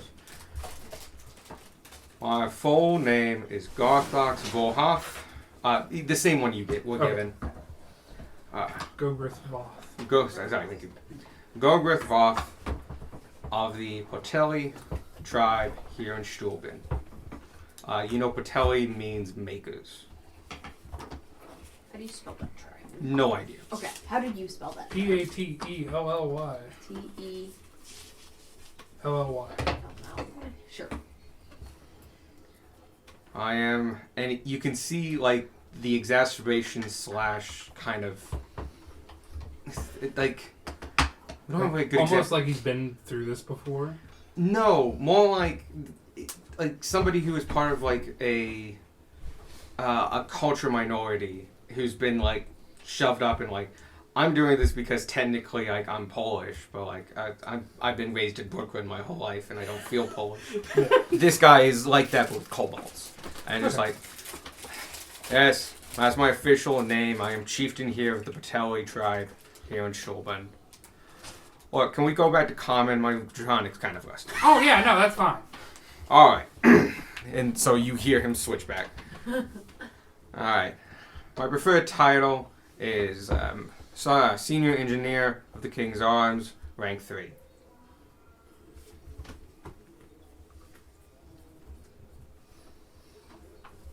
Taking notes. Don't mind us, we're taking notes. Anyway, you can call me Rogith. I'm technically chief, but mostly I'm supervisor to these lot.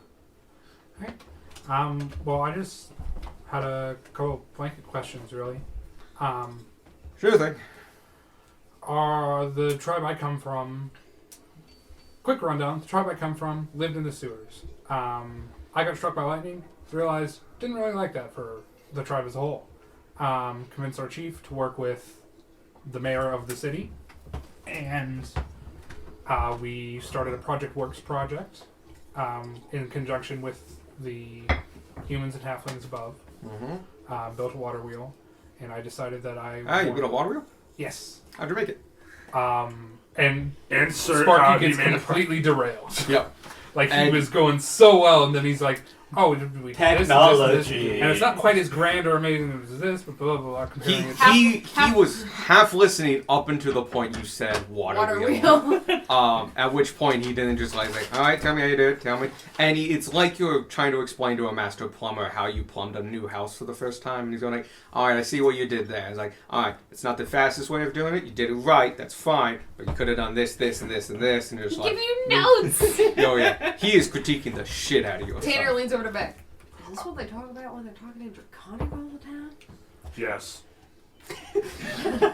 And you mentioned something about like the windmill operator they found in not Richmond, Rodheim. And about how they set up like a communication between those kobolds and those windmill makers, so they could use some of the windmill technology to improve the water mill and build it up and stuff like that. That could do some pretty good things. A lot of the gear reduction stuff is going to help you a lot there. They don't have the advantages, the windmills that we have here. We have all torque and we have to go down. For the most part, they're going up and stepping up. But you take a gearbox, you flip it upside down, it works both ways. Anyway. Regardless, we did that, and I wanted something similar for old kobolds that were kind of just meandering by living in sewers, and I wanted to go town to town, seeing if there's kobolds, seeing how they are, and if they're all right with how they're being treated or their lot in life, basically, and kind of working with the towns they live in to I see. Okay. bring them sort of to light. Well, we're doing pretty good here. We live, our base of operations is underneath this fort. We moved in after they built it. We've been working with the town's leadership for generations now. From what I understand of my people, we're not too big. How big was the Richmond group? About 300. About 300. Big. We number about 60 here. But we've been integral to the maintenance of this fort here since its foundations. And all together, we have a pretty good lot in life. Most of us here own hats of disguise, and we mingle in with most of the gnolls and gnomes and other small races out there. Excuse me, Knowles? The hat of disguise can't make you that big. Young Knowles. It's like, shit, we've been found out. Fucking Yanagu. So no, we're out topside as we see fit. Though not a lot of people go outside because it's so sunny out. That does take some getting used to. Yeah, these are shaded, by the way. And most of us, just hone our craft. We're mostly artificers and engineers and other such. So you'd say, as a whole, you think your tribe is fine with their lot in life, and you are as well. We're doing pretty good, I would say. Have a nice size, maybe it could be bigger, but we have plenty of room to expand into in the undergrounds. And we get good work, good pay here. And, was a little bit more of a nightlife before everything kind of got shoved out. But don't mind us too much. And, hey, we get a roof over our head, and that can't be said for a lot of people here in Stoughton. Right. So, no, we're doing fine. We're, Okay. I'm not actually allowed to tell you what we're working on in here, but... We're working on Really weapons funny. of mass destruction. That guy's making a sword. I'm But- hard eyeballing the green powder. I mean, they got a lathe. This is peak technology for the era. Very much so. Well, listen, Well, no, I appreciate it. You're an Ithaquant, right? Yes. And he does say that in Draconic. Alright, we haven't had one of your kind in a while. Last one that came through was Tiamat follower. was his name Urak, blue one with wings? Yeah. No, but I didn't What? know him. He told me about him. But there's a couple of them. Okay. Do you mind? Oh, yeah, and he gives you 2 names of Tiamat followers. Both have been blue, both have been wings. There's just a tribe of flying kobolds somewhere that's just like Tiamat. I mean, Tiamat. that might be the thing. We haven't had an Ithaquat born in our tribe since my grandfather. Not my grandfather was one, but his time. Yeah. But we've been doing good. We've mostly been working for the army for this whole time. And Good profession. I only ask that hopefully cities around Stuburon will slowly begin showing their kobold colors, and I don't know. at the very least, it'll maybe allow you to walk without hats. Sure. I don't know. It's kind of handy. The Benadryl has a lot of kids, and they get really excited. Yeah, kids tend to Yeah, that's grab right. first and ask questions later. That's a good way of putting it. Or do both at the same time. Mm-hmm. It's mainly both at the same time. And I gotta admit, we don't really fit in with the hoity-toity types over in Sylvan. What is this? Selvin. Salvi. Yeah, Salvi. So, And Stillburn we get along well with, but we have enough work on ourselves. If we go out there, we're just gonna get headhunted. okay. Sorry, the good kind, where we get paid and shit. Right. Yeah. Yeah. No, we know about the calling and all that. No, we've been south side here. We keep quiet and keep to ourselves for the most part, and we haven't really ever recovered from the dragon calling. But we're doing well now, and have been for a couple centuries now. And I'm glad that people like you are out there, speaking up for us. I don't know if we can benefit too much, but there can't be a lot of tribes out there that are doing as well as we are. I heard that there are almost definitely kobolds in the Empire, but do you know any other towns that might have them? Yeah, we get some messages. I could see the handiwork from that you guys. Oh, you saw that, yeah. Those collars and stuff like that, those things are hard to do. Do you know you cannot drill into motherward? You see, you have to collar it and then press on it and do a friction fit. and that way that the wood just kind of bonds with the metal clamp as itself. And Sparky's gotten visibly uncomfortable. Gummer's kind of It is. doing that towards Vanya, like, trying to signal the guys as He is not noticing. fuck. That is. Also, like, Tanner's watching the world burn. It's great to that's the stupid ball. hear that you guys are doing Yeah. so well. Okay. Yeah. Oh, it's good to hear from you as well. Anyway, we got things to work on over here, and I got my own projects down in the basement and the levels. I'll let you go on, but thanks for stopping by. And you know what? If you want, come visit again. Will do. I'll definitely. This place is definitely my sort of place. A mixture of magic and engineering, you know. Best of both worlds. That's just weird. You just gotta think about it in different ways. Yeah. I don't think. Fascinating. Pat, pat, clank, clank. Thinking's not our party's strong suit. Excuse you, I'm very smart. It's definitely not because of a magical item at all. Give it to Gummer and he'll have a permanent headache. What up? Is that Alex or the dude? That's the dude. How long have you been working with wood from the mother trees? We got a lot of them 20 years ago. We got one. Came in from the south. We were able to split it into 8s and make the main axles.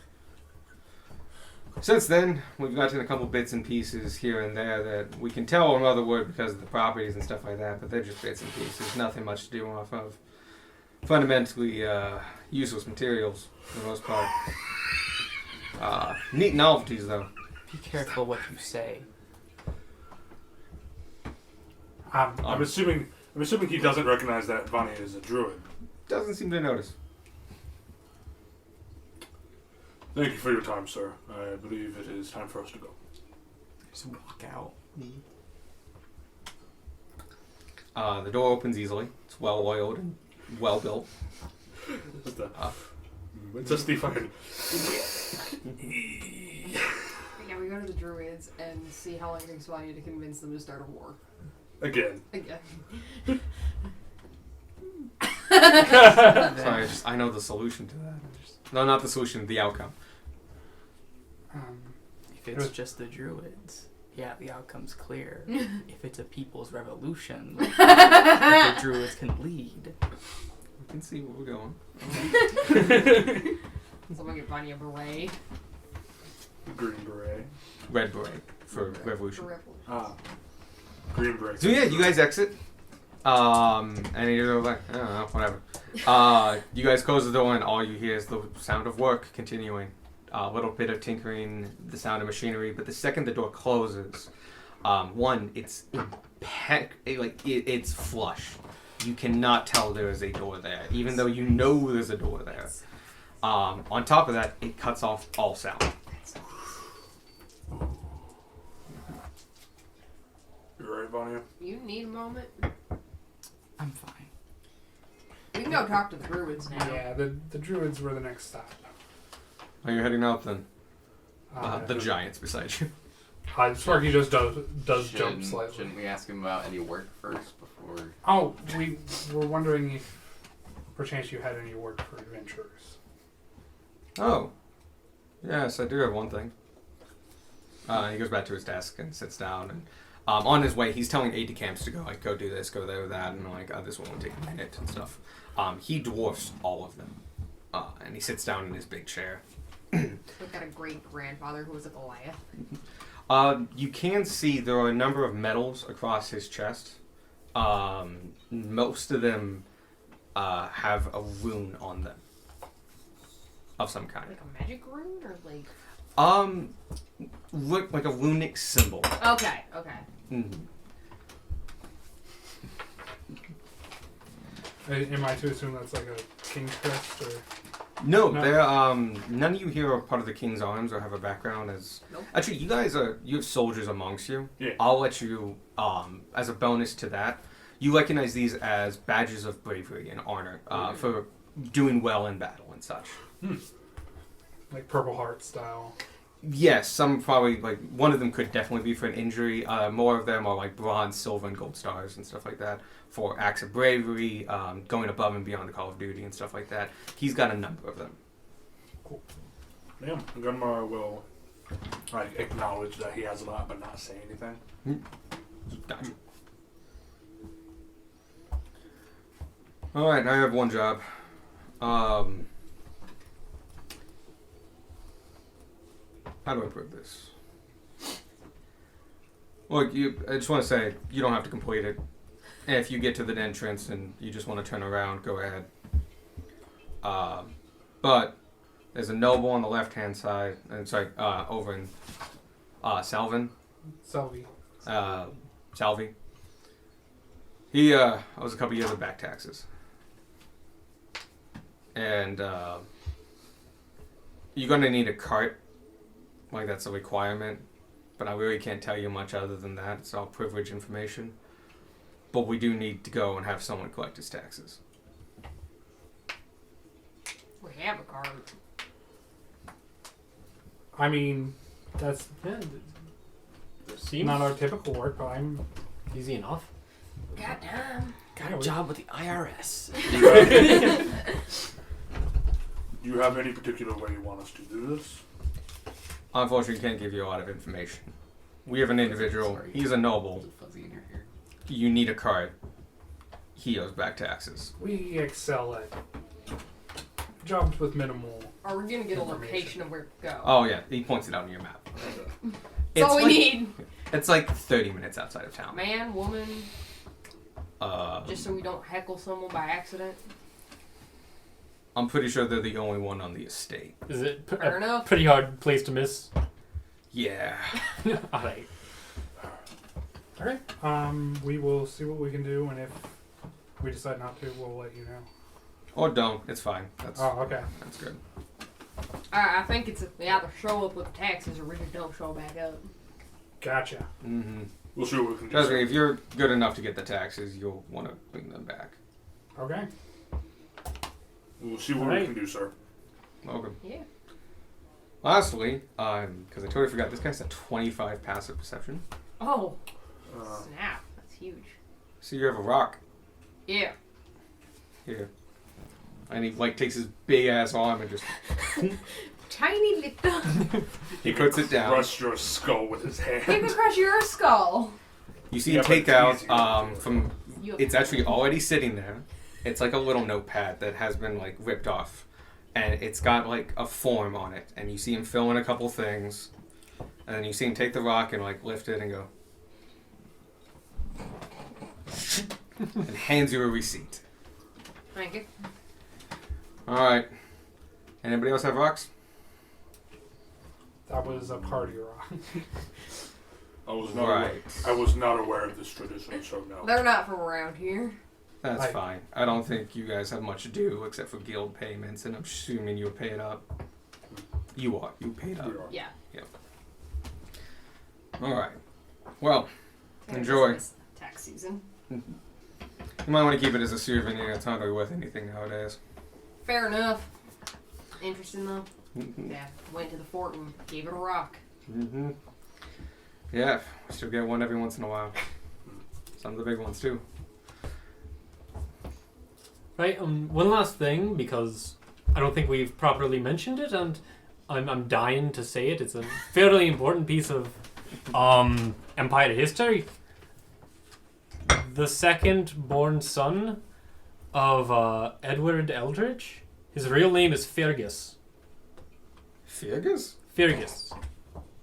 That has not Fergus? come up yet. It has not come up. Very important. We've Fergus? getting it wrong for I don't even know how long. Fergus? Fergus. What a weird name. Fergus. You can see him take out a quail and write it down. Just That has been the password to some tombs. wait. All right. Yeah. Star next to it. That's great. Pulls out his highlighter. Yeah, I have it in writing, and I Oh, you actually have the show him old common Look, books, take out the book and open it up. written in this. kind of hard to make out, but Ye I old can't ye- read. it's that one. That one. Oh. He does the phonetic You're thing. like, and- oh, that's vaguely the language I know. That looks like Latin. Old Gaelic and stuff Yeah. like that. And he's like, I guess that proves something, maybe? You sure have a book. Yeah. It's a very old book. I'll take your word for it. You seem really Yeah, determined to tell me this piece of information. I'll believe you.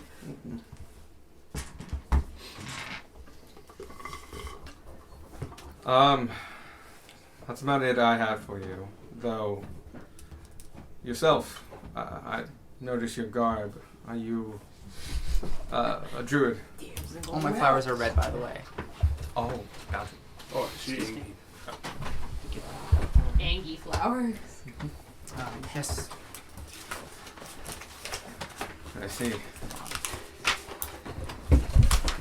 Sorry. No. How many pages do I have?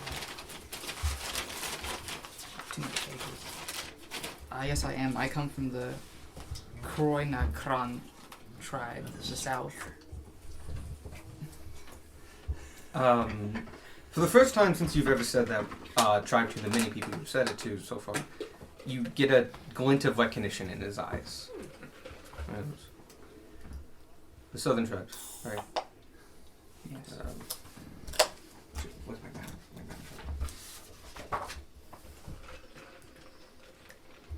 Southeast Pinewell, 100 miles or so. Right, I'm sorry? right there. You're technically from there. Oh, what did he say? Southeast of Pinewell, about 100 miles. You're technically from there. About double that, but yes. The area. Oh yeah. You did go that far.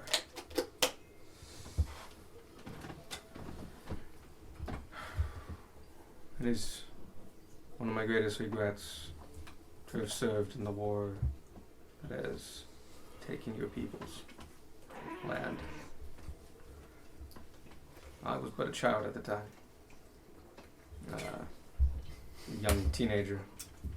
I was a messenger and delivered information, plans, and other stuff among the front lines.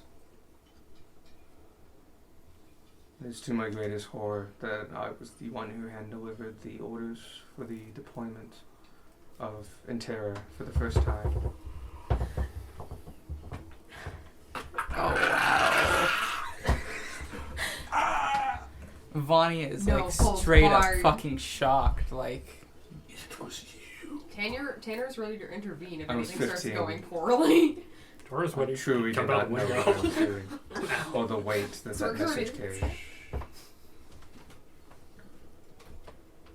If I could take it back, I would. I saw the horrors we did. I stood at the trials of those responsible. you don't know half the horrors. They are still being felt. I understand. I am truly sorry.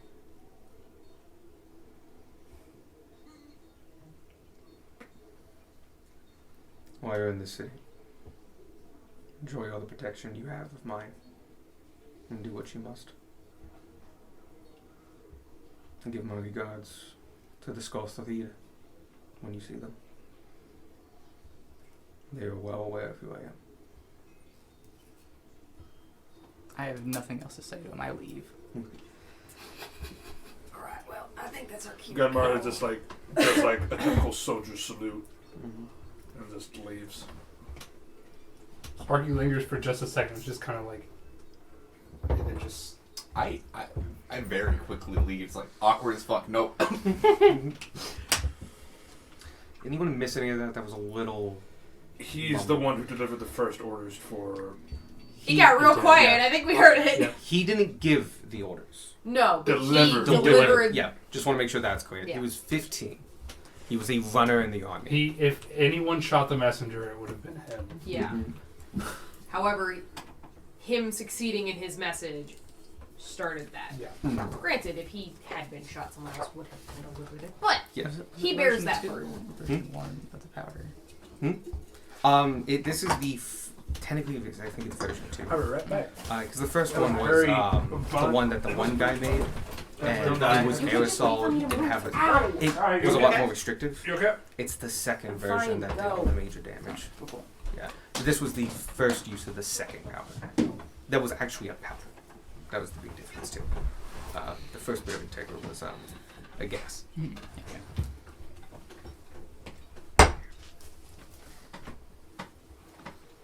But yeah, he was he's technically a veteran of the Heartfire War.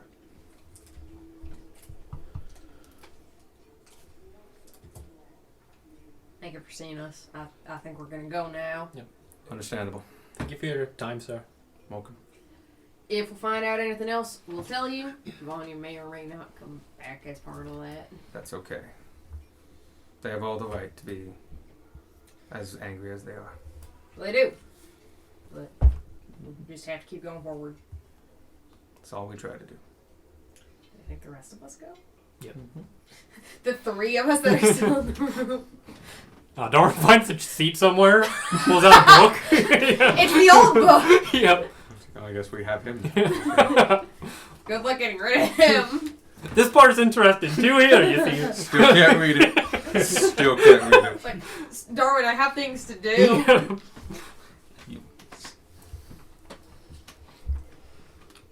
Group catches up.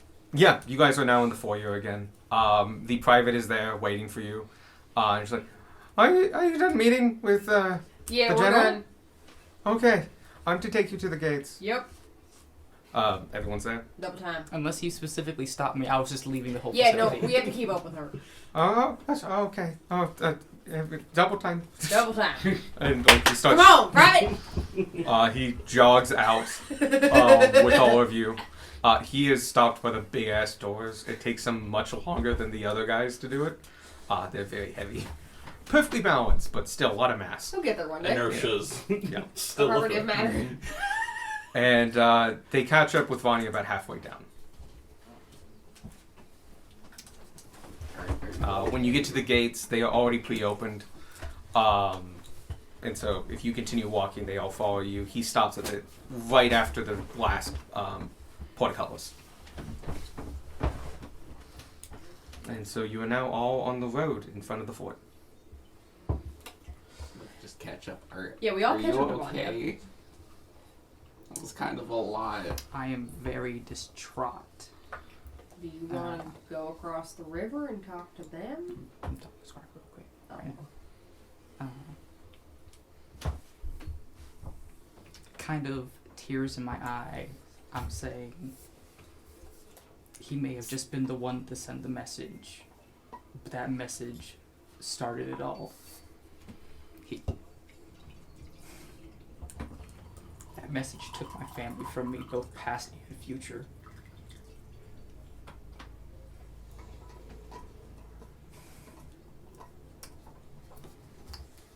I'm so sorry. It's not your fault, it's not your problem, but I don't think I could ever forgive them. That's perfectly understandable. It's I don't even have words for it, honestly.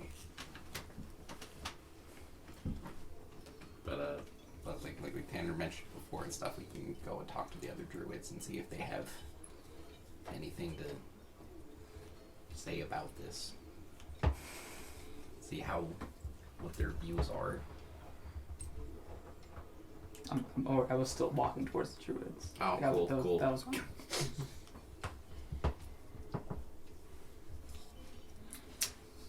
cool. At that, the rest of you catch up. Trump. Having to dash a little bit just to keep up with the extended pace that Vanya is keeping.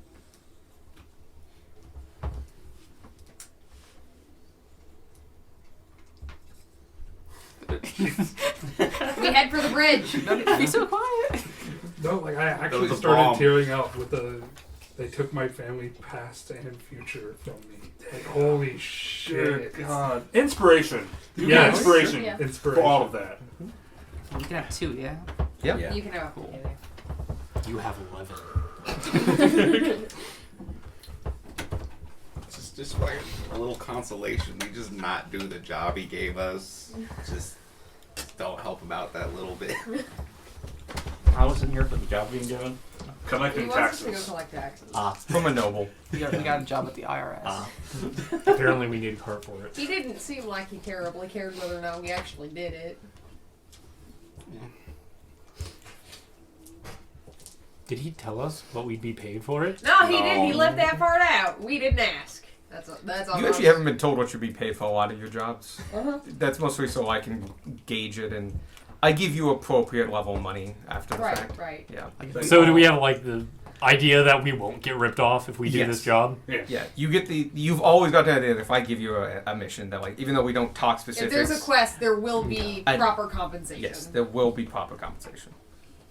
The guy said the number, Alex didn't. Yeah. Yeah, there's an unspoken agreement. Yeah. I assume so. Like if it was very difficult and we all almost die. You can always negotiate it up too. I'm sure Sparky always does. They'll be happy to let you negotiate it down. We'll take half. Done. Oh, is there anything you need? Oh, There alright. isn't. I just want to get out of this town. We can do that. You guys go to the end of the road. It takes a couple minutes. You're still in Old Steelburn.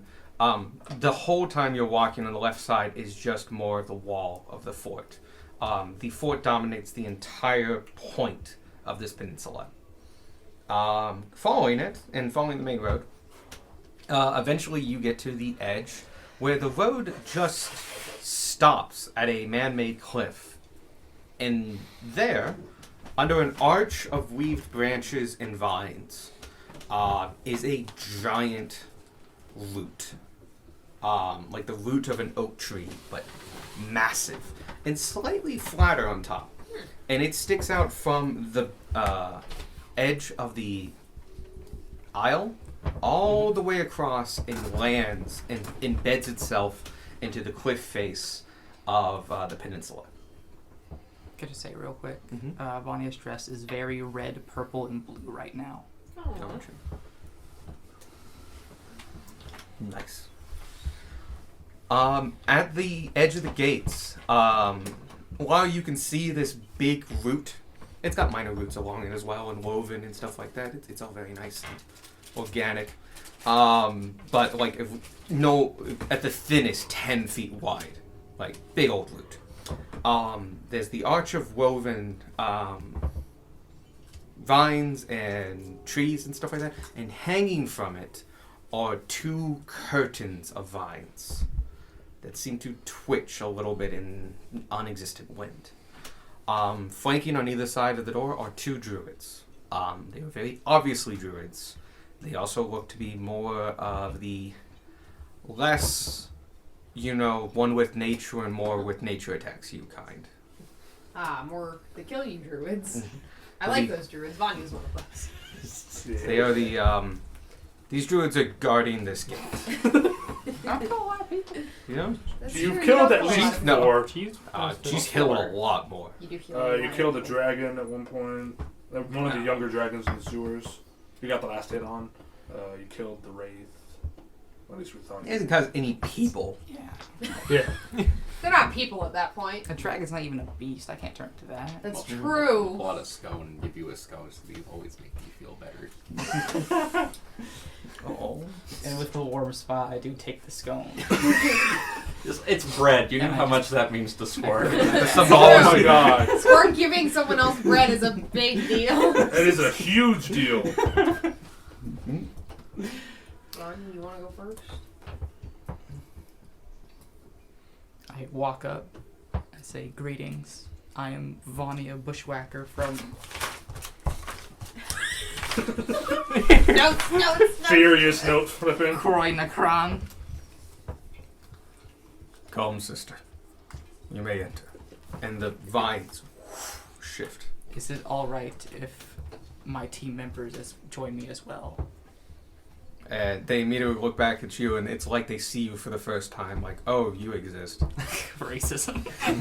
More like Fair. in Classes of Justified racism. more like great disdain for anybody who's not. Interesting comment. Tanner's currently in the outfit we bought at the other druid place. Same. I don't know Oh, if anyone else Sparky. is. And Same. Gunmar is currently wearing a belt of the fabric. Of the fabric. I So a few of us are decked out with druid garb.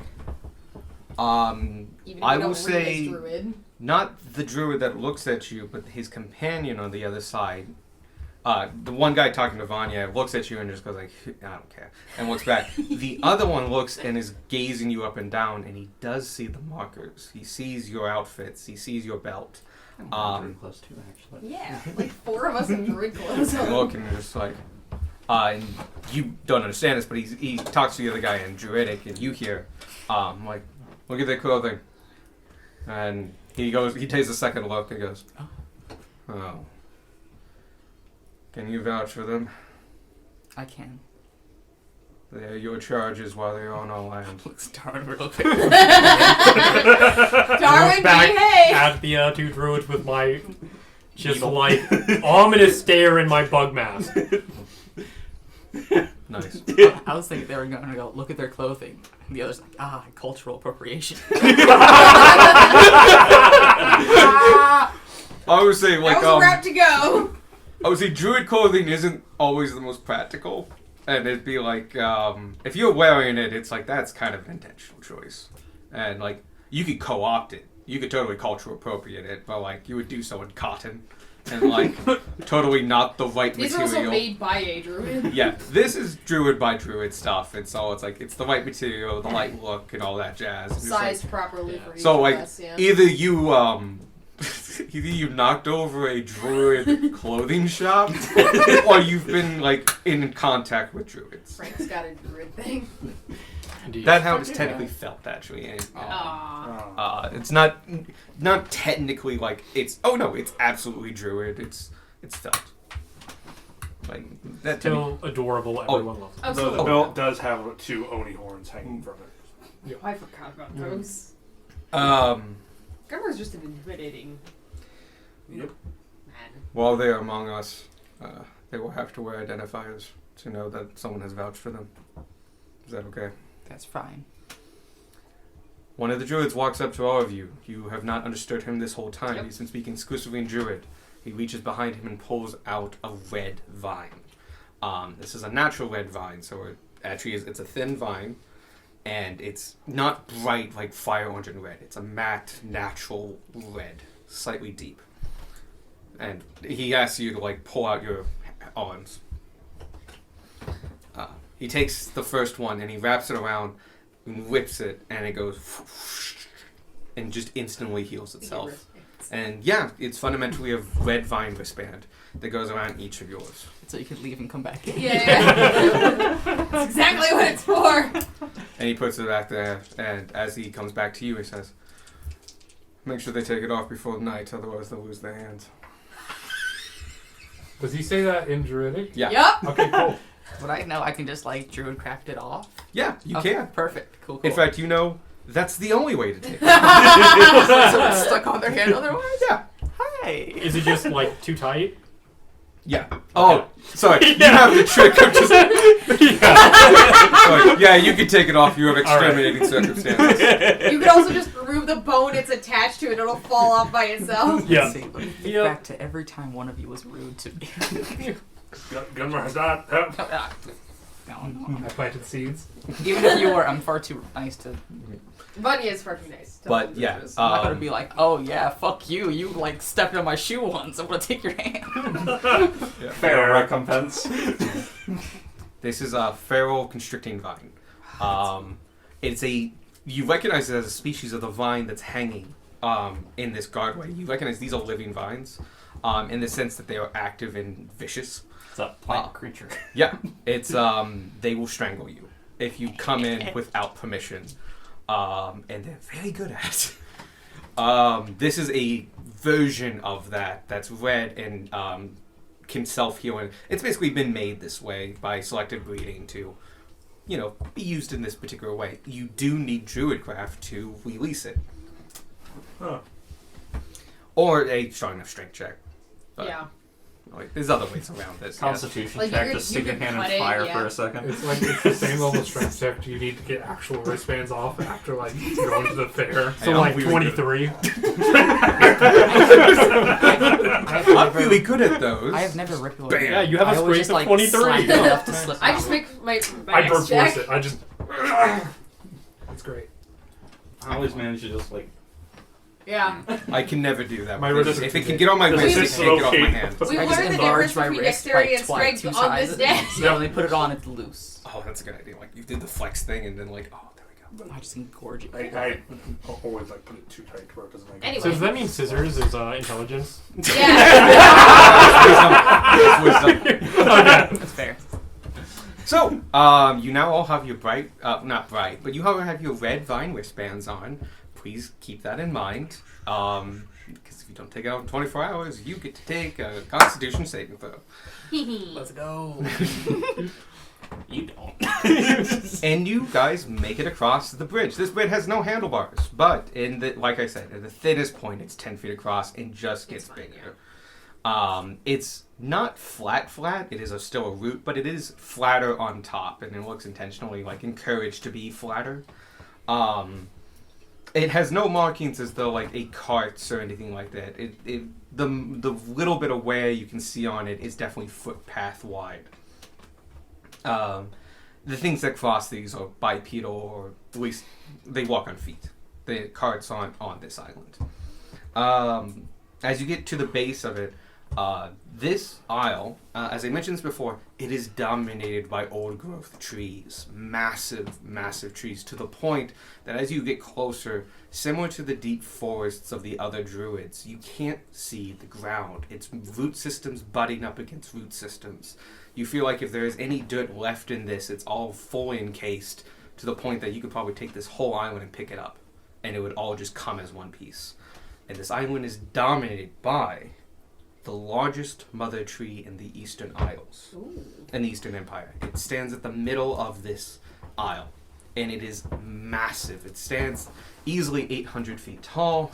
Its canopy covers majority of the isle and goes nearly to... There, yeah. Yeah. Mhm. Cool. Mhm. Is that this whole area then? Fundamentally. Okay. But it does include Richmont as well. That's all So cold. it's like this half of the empire. Yeah, that whole half. So is that north? The mountains are north, yeah. Mountains are north. Mountains are straight north? Yeah. So it's actually like diagonal? Okay, cool. And, yeah.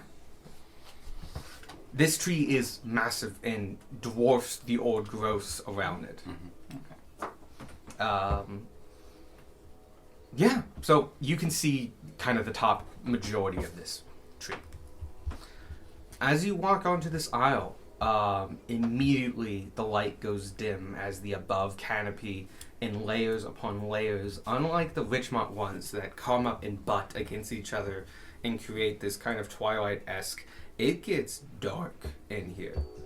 These trees are forced even closer together than the Richmont ones, and as well has never been touched. Unlike the Richmont ones, they look to be a slightly different species. Their canopies overlap and come in different levels. So it's dark in this forest. Dark enough that I need dark vision? Better yet, after you give it a second, this whole island is beating with the power of nature, funneled by the mother tree. You as a druid, while standing on this ground, are technically standing on what would be greater considered as hollowed ground. Doing it, you have dark vision up to 60 feet. You have advantage on saving throws for concentration of druid spells. And you get a +1 to your druid attack roll and save. Damn. You are on hollowed ground.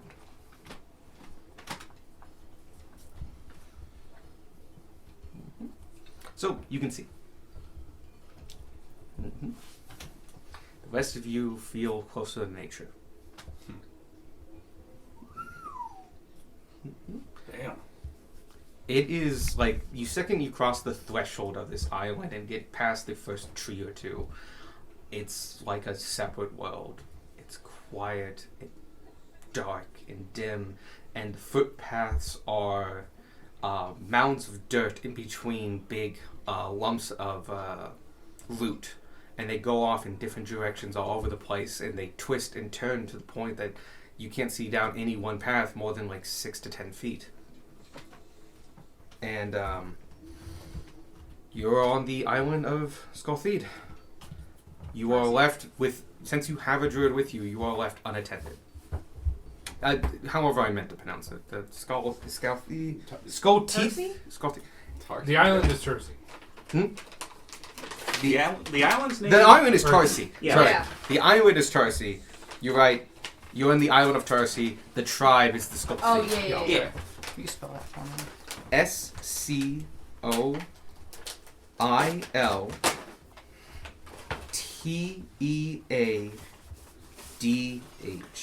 Oh, the word from last time. Yeah. The word Yeah. Can you would you happen to have the Druid tribe back in Richmont, in the Richmont Forest, their name? I do. So I just want to add them to my allies page. Yeah, they're good. How I? Take it smiles. No. Enemy. General Brecker. Oh. I do have some enemies written down here. It's the The entire party. government. Enemies of the trees, lumberjacks, woodsmen, the approaching sand, the Empire, and the Empire leadership. The approaching sound. Sorry, Darwin. What about my sand? Yeah, what The about approaching sand. The sand's fine, but Where when it is. when it starts coming, The sand needs to stay in its bubble. It's fine. We don't move. Apparently, your sand does. We're over there. This is the flat bit. He lives in the mountain. thank you. So, welcome to Tarsi. This place is awesome. Just fancy little Oh. bracelets. I know, I like them. They're kind of stylish. I don't like wearing it. I might keep mine on. We'll talk about that later. Alright. Oh, is it some, like, Is there like a special druid? significance? I'm it's- betting that they can like track us or something. And tell that we don't belong at least. Or, now hear me out, it cuts off your head. It just It tastes like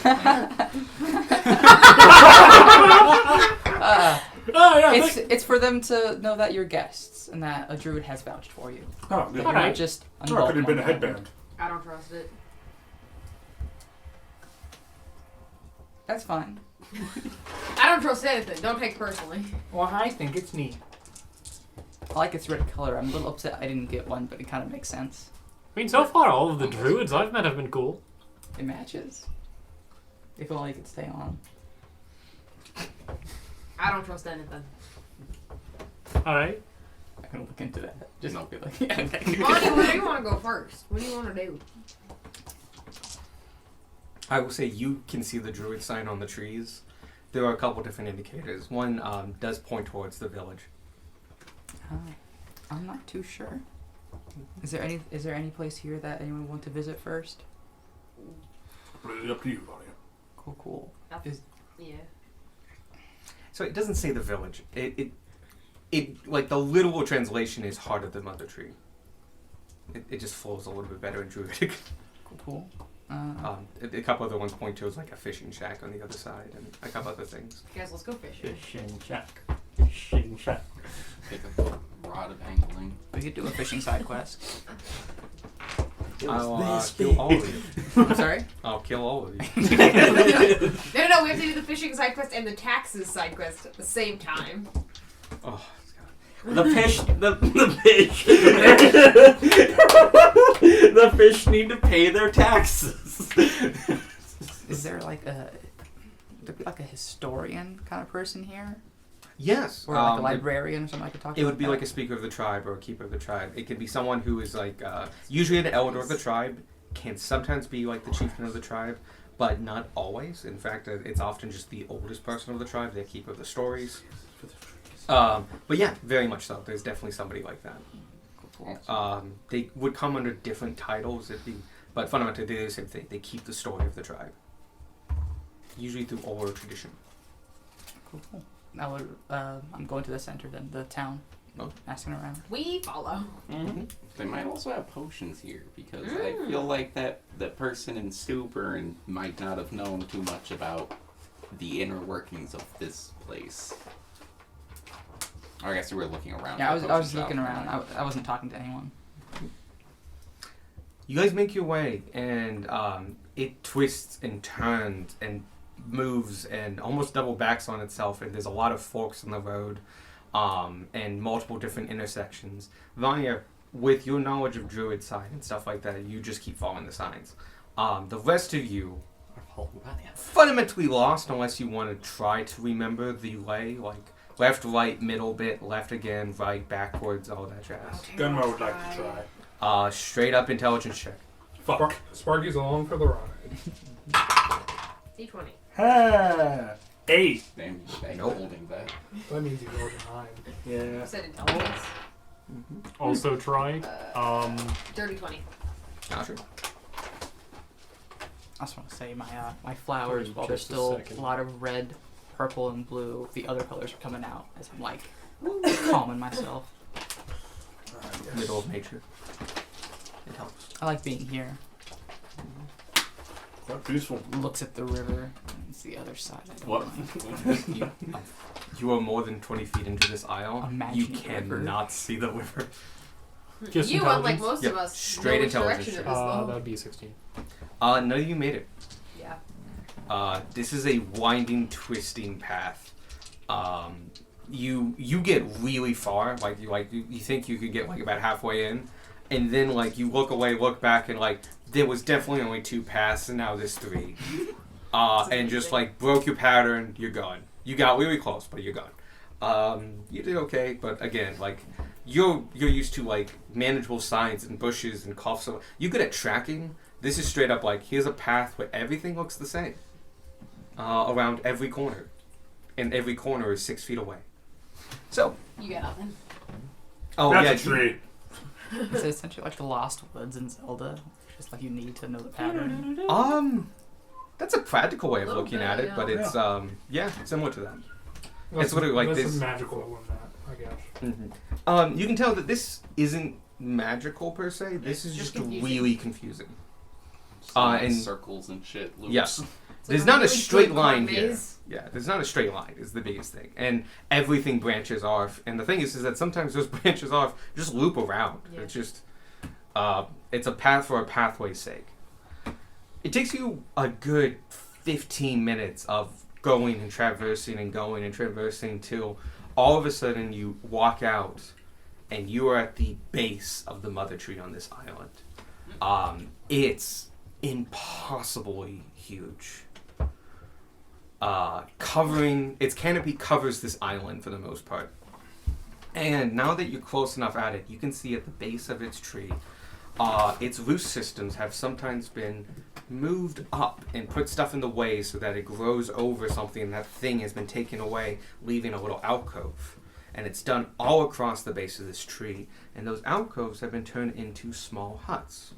Naturally grown hollows by the druids of this island. Possibly taking hundreds of years to grow each and every single one. This entire base is covered in them, and this cacophony of little huts and buildings and such. All made from root systems, grown vine, and a bunch of other things. From this close, can I about tell how old the tree is? Yes.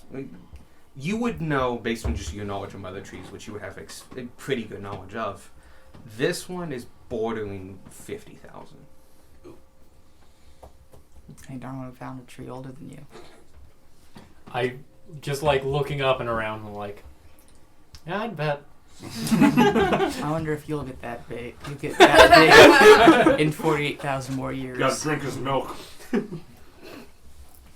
Yeah, milk's especially important for you, Darwin. Right? We should get you a cow. Just kind of spill everywhere. But then he could have If milk the and cow honey. is spilling everywhere, there's a problem with the cow. Would no. it be neat if you could count my rings like that? The problem is cow milk usually comes after they had a baby. I can't. Oh. Oh no. I did just like go through all the transformations earlier and just changed all the ending to Vanya. So I have like giant frog Vanya, bear Vanya, ape Vanya, cow Vanya. Nice. So, you look around and it takes a minute because they're kind of dwarfed in the great shadows and moving along this, but there are people here.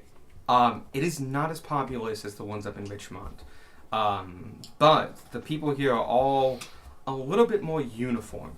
Richmond actually had quite a diversity of individuals. These look to be almost all exclusively human, for the most part. They do have a different look to them. They're more tan, even though they're in the dark.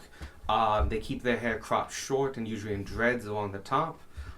They wear traditional, not really traditional clothing. They wear like mosses and stuff that have been kind of beaded and woven together, kind of like felt would be.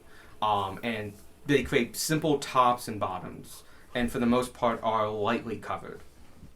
Many of them carry staffs of some kind. A lot of those staffs have bundles of branches at the top that have things stuck in them, either fancy rocks, feathers, all kinds of things.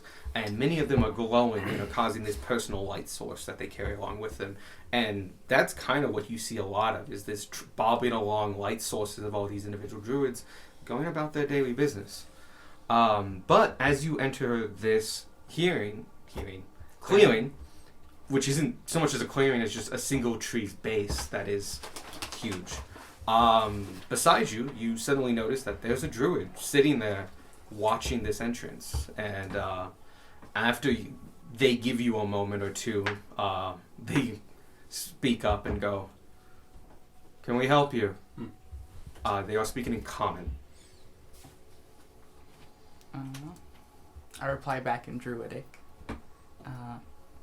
Greetings, I am Vanya Bushwhacker of the Kroinakron tribe in the south. I am making a grand journey through to visit other druid circles around the kingdom. I was wondering if you had a druid word for great story keeper. We do.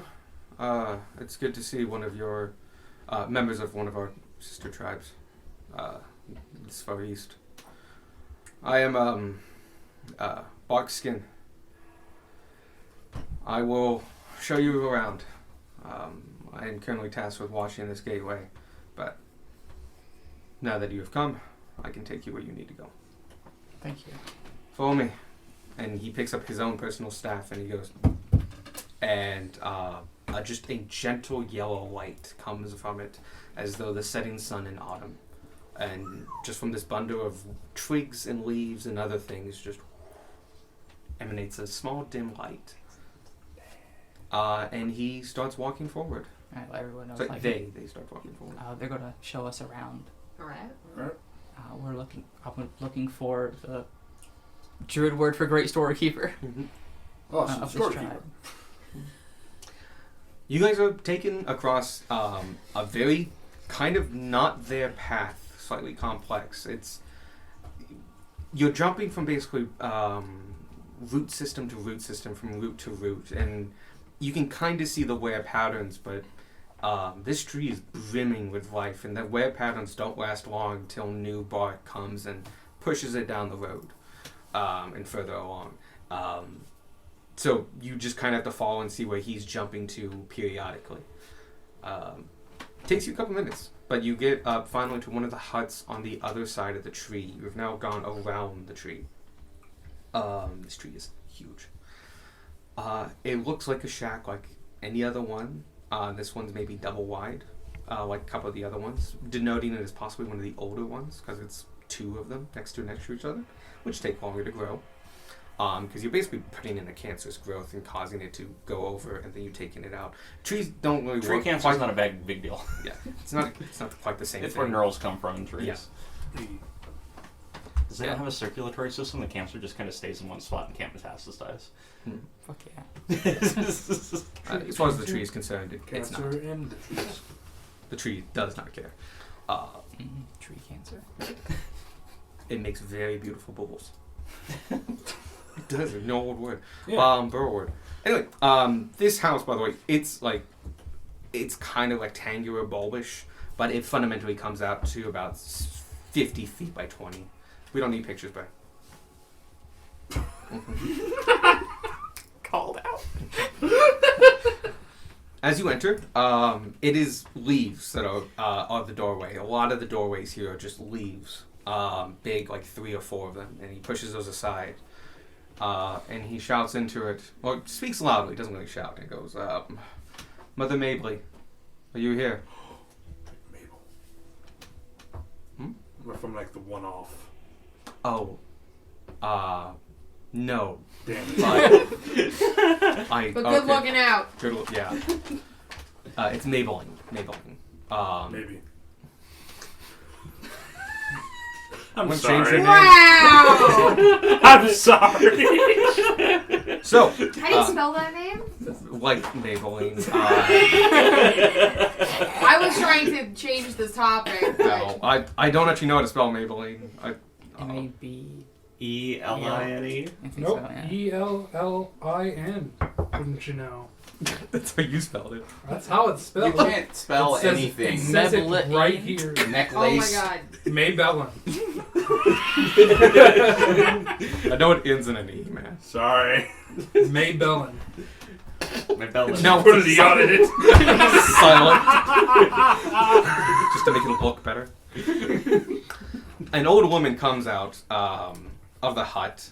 She is hunched over, very much older, probably in her late 80s.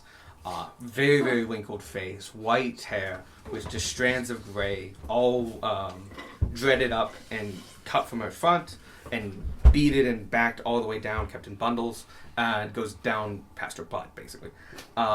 She's hunched over. She's about, at her hunch state, like 4'4", but probably stood about maybe 4'8", fully erect. She's gripping her staff quite tightly as an aid. And you can see her when she looks up, you can see she has cataracts in one eye, and the other one is like squinting kind of hard. And goes, yes! Somebody has asked for me. The dude leaving it to me? He basically points to her and goes, this is Mother Maybelline, our story keeper. I see. Somebody wants to hear a tale. Hello, Mother Maybelline. I am Vanya Bushwhacker of Croynacron. I got it now. A name I haven't heard in quite some time.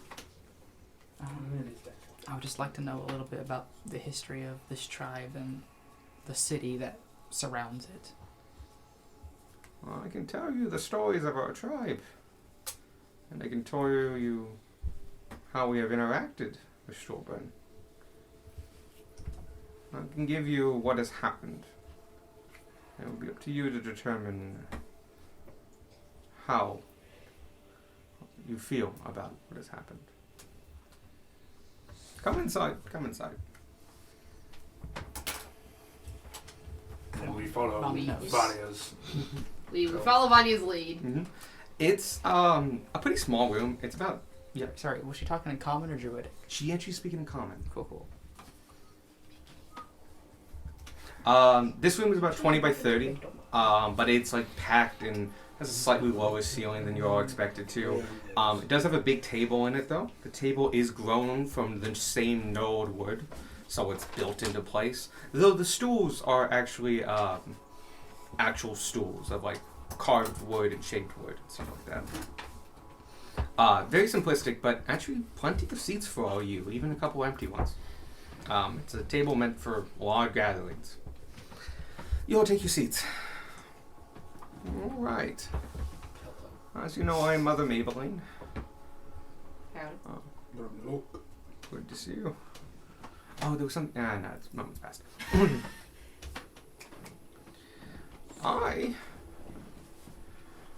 Oh boy, where shall we begin? I know. We'll begin with the story of this mother tree.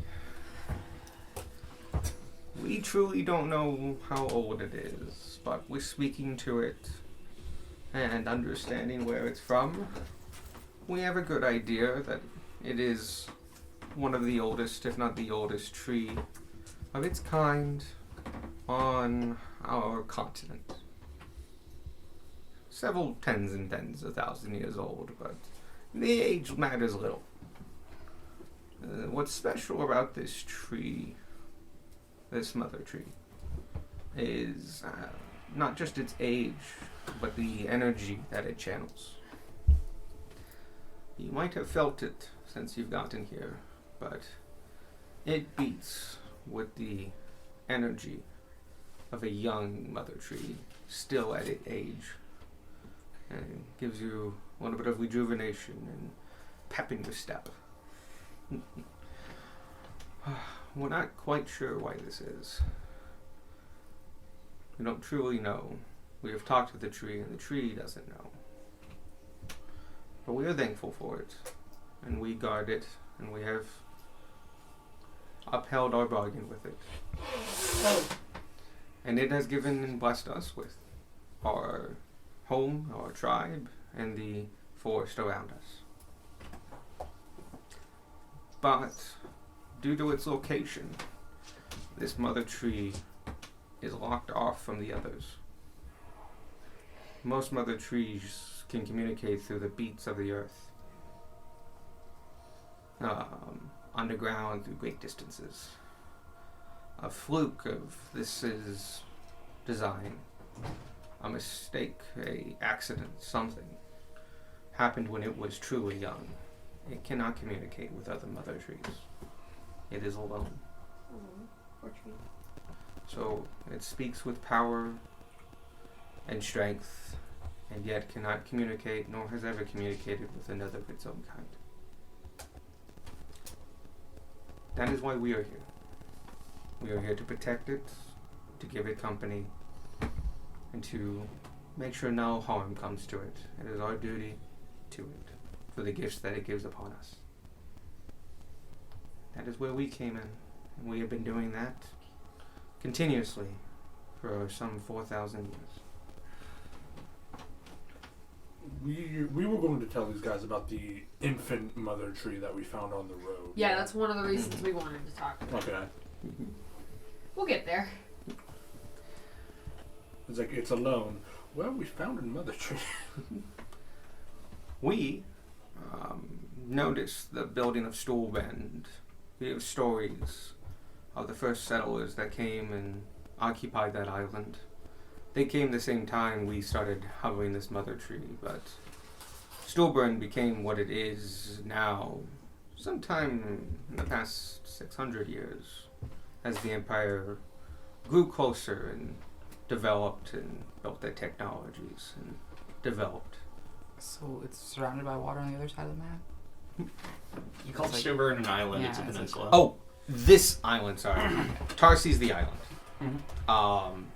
I didn't mean to do that.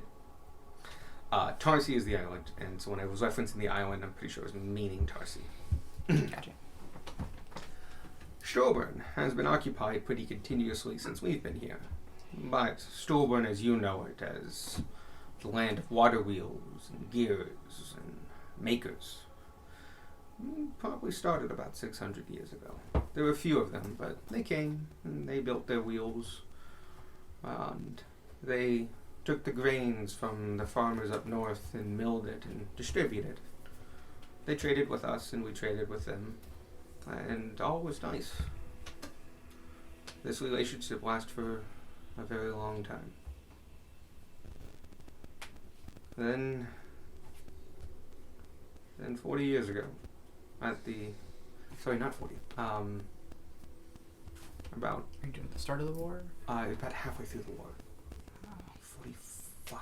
I don't have my calendar. The in front war, of me. the war was going on for a while. It It's was like up 50 for- some years, wasn't it? Yeah, I think I reduced it, but it was still over 17. We're gonna put it at Like 60 right now. So fundamentally halfway through the war, you would know this, if Vonnie would eventually tell you. About 60 years ago, they brought in one of the fallen mother trees that they took during the war. They couldn't do anything with it. Mother trees are incredibly dense, sacred, and powerful. They're not like normal wood.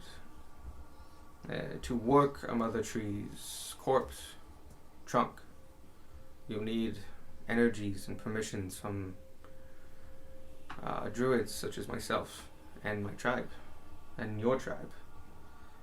Other trees cannot be worked by normal means. And so it rested there. It rested just on the other embankment for decades. They brought it here thinking they could do something with it, but whatever they planned they couldn't do, so they left it. Other trees do not rot. They slowly disintegrate over millennia, but not in any appreciable amount that we can notice. And so it stayed there, the massive log, across the entire width of the island. Some 20 years ago, we noticed the log had moved. We went out and we saw druids working on it. They had similar clothing of natures of scythe, of our clothing and cloth, ones we have seen before. They were true druids, and they spoke our language and followed our ways. But they were here on behalf of the Empire. And they saw the downed mother tree, and we talked to them, and they said, this tree can bring, can do what it's meant to do. It's to bring health and happiness and life. It may be used still in its form to continue doing its mission that it had in life. And I didn't see what they were talking about at the time, but their intentions were pure, and I looked deep into them, and they were speaking truthful. It wasn't until later I learned that they meant to separate it into the grand axles you see that cross the river. And in a truthful way, they are right. Those axles run mills, and those mills ground flour. That flour feeds half of the empire. Millions of people owe their every daily bread to the work of that mother tree. And so it continues doing what it's meant to do. And it was built and put in place by followers of our culture, tribesmen that I still call brother to this day.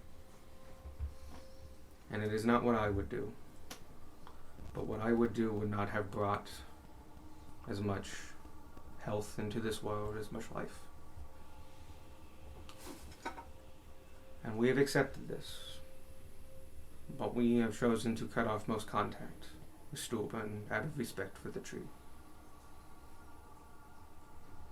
Mother trees never truly die. They slowly pass, but we think that their souls just slowly reabsorb into newer mother trees. We feel this one is doing that exact thing, reaching out and growing again, somewhere. I wasn't there last session. Mm-hmm. How old was the tree that we found along the way? It was between 20 and 50 years old. Cool. Yeah. It was a very young mother tree. Still huge. Still big. They grow really fast. They're trees. I believe that is very much the case. You see, on the way here, we actually found a young mother tree. Did you? About that age, just under 50 years old. That's good. We have people here, myself included, that have never left this island in our lives. We are dedicated to this tree, and its lonely march through time. But it does limit our visions. It's good to hear that that mother tree is reaching out and regrowing. You see, we were very concerned when split up whether it could still happen. and no longer connected to the ground but elevated in the air, could it still transfer its energies? It is good to know that it's regrowing. And I don't... Sorry, continue. I still hold much unease to the druids that came and helped the Empire when it came to the utilization of our Mother Tree. But we cannot be selfish with our gifts. They are for the betterment of all life. And while it is not the same way that we gain life from our Mother Trees, it is nonetheless feeding millions. And yet I still, even after decades of watching them work and toil away, feel unease watching them turn slowly over the rivers. I can understand the sentiment. I have partial resentment to this empire as well. And it sounds like those druids are similar to the ones in Richmont. They have a partnership of sorts to keep the old growth of the forest from getting too out of control, where they'll give some wood in return for protection of the others. A great bargaining.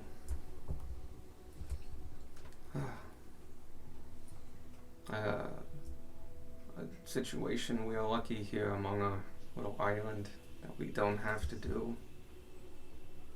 but it limits us in so many ways. I do not envy their stance, and I do not hold grudges against their actions. I find them different, but I truly can't accept them. But I cannot take action against them either. It is a messy world we live in. And that is why we are here to protect our little slice of paradise. Did you encounter any, what's a better way to phrase this? Was this tribe involved in any conflict during the Heartfire Wars? And instead of Heartfire Wars, I'll say like the Druidic name. Mm-hmm. We spoke deeply to their leaders that they came, but they did not come with a chieftain. But I spoke with the oldest members. They were adamant, and I trust them.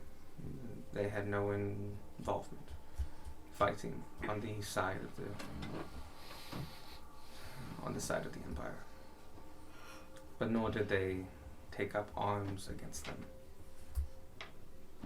From what I understand, this tribe was made up of small groups from several of the different tribes to the north and the Great West.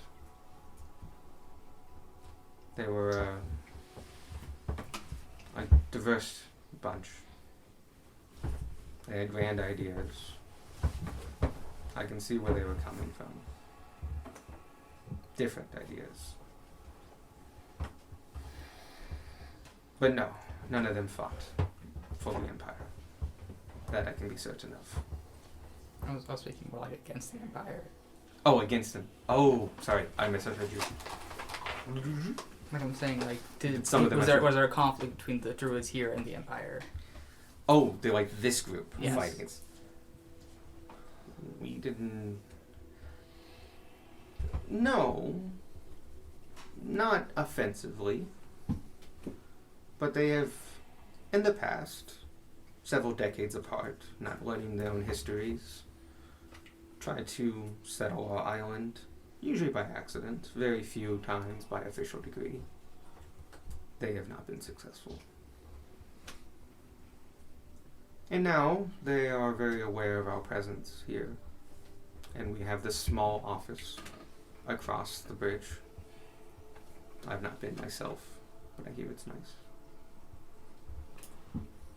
There, if they need to contact us, they can talk to the druid there. And they leave us alone. They leave us alone now.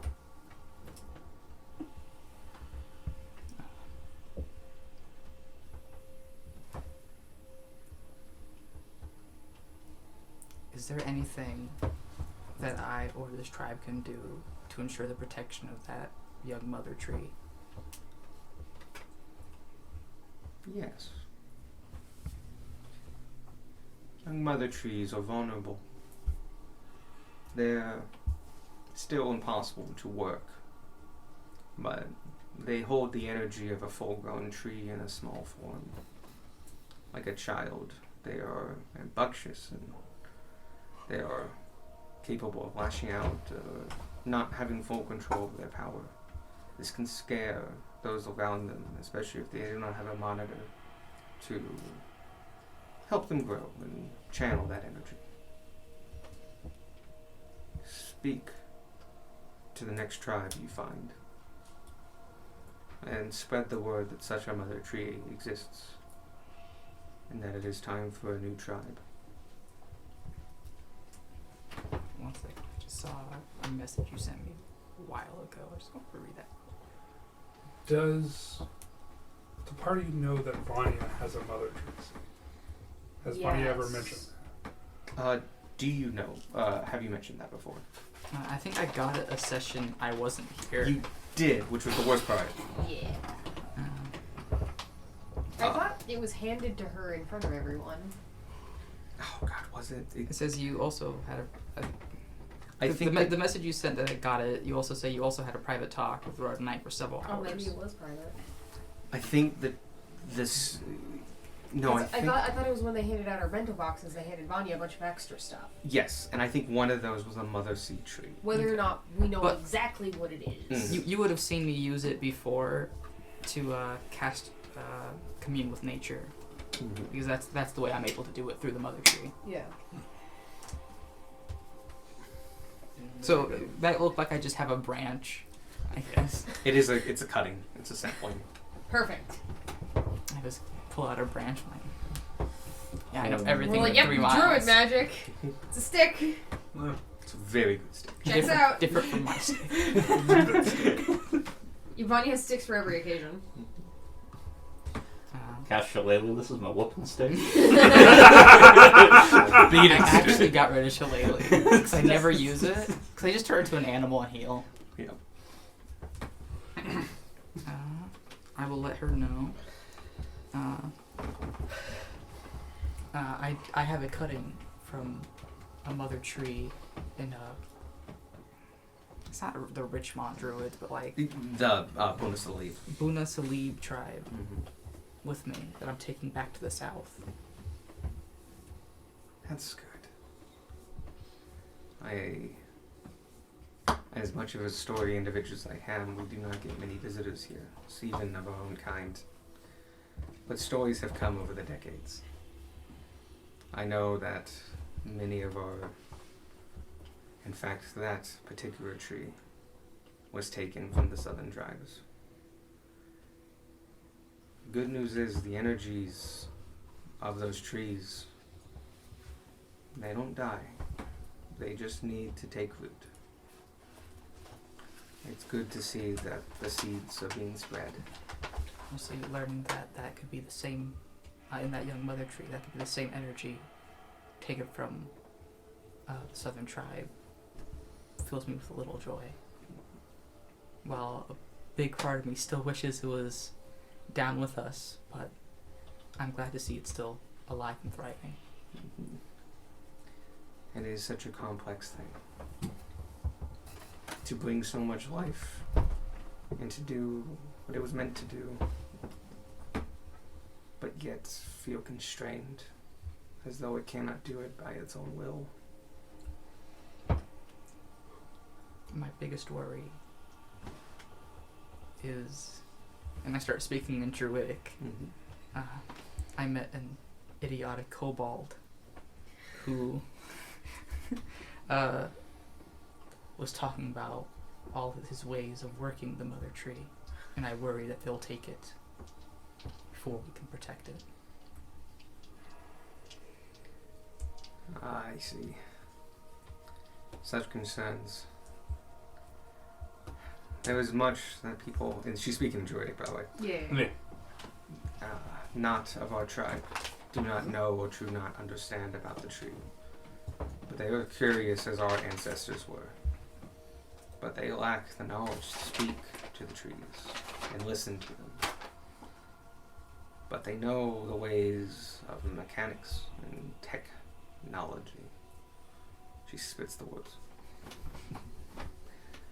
They will test it and push it to its limits, not knowing the damage it does to the soul and energies inside of it. But it puts us at an impasse to protect the trees. Do we release our knowledge? Or do we harbor selfishly this knowledge, but take offense every time they try to do what is in their very nature, or was in our very nature? Or can a compromise be made? Should be made? These are questions that all must ask. We have come to our answer here, and we care for our tree, and care for our tribe and our tiny island, and remain a bastion of simplicity. But this is just a choice. It does not have to be yours.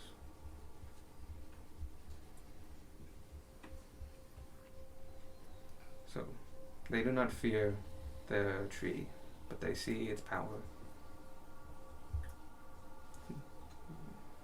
And they will do what is in their nature.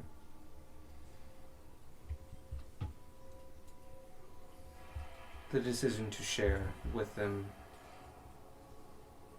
all our knowledge of the mother trees is a big one, and not one that I feel I could give.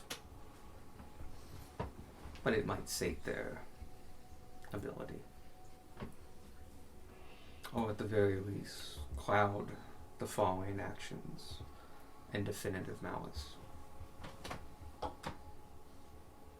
For pleading ignorance, it's not possible if you have the knowledge. But such is tasks for younger druids like yourself. Myself, I am here to pass on the stories of our tree, of our festivals, of our births and our deaths, and keep the record of our people going. Would, while we are staying in this town, not my comrades here, but just me, would I be able to stay in the village and hear more of your stories? You're welcome to. We'd be honored to have you among our kin. Thank you. I give her a hug. She hugs you back. Old lady hug, just like slightly too tight, but also with the pat. You can tell that she got some, like, she's pretty solidly built underneath all that. She is a high-level druid after all. So she's possibly older than she looks. She could probably still take us all.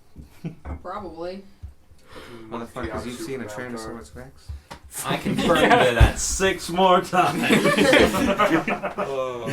I know what that is. We're in danger. Wait, no, you get unlimited wild shapes of your Yeah. She's captain. level 20. No, she's not the chief. I can do that 5 more times. Which level no. do they get the body thing? Or they age slower? 14 or 15. You might be able to If I may, I have a question as well. Oh, please. We don't often get guests from off our island. You may also give one question. That's it. Baha. No.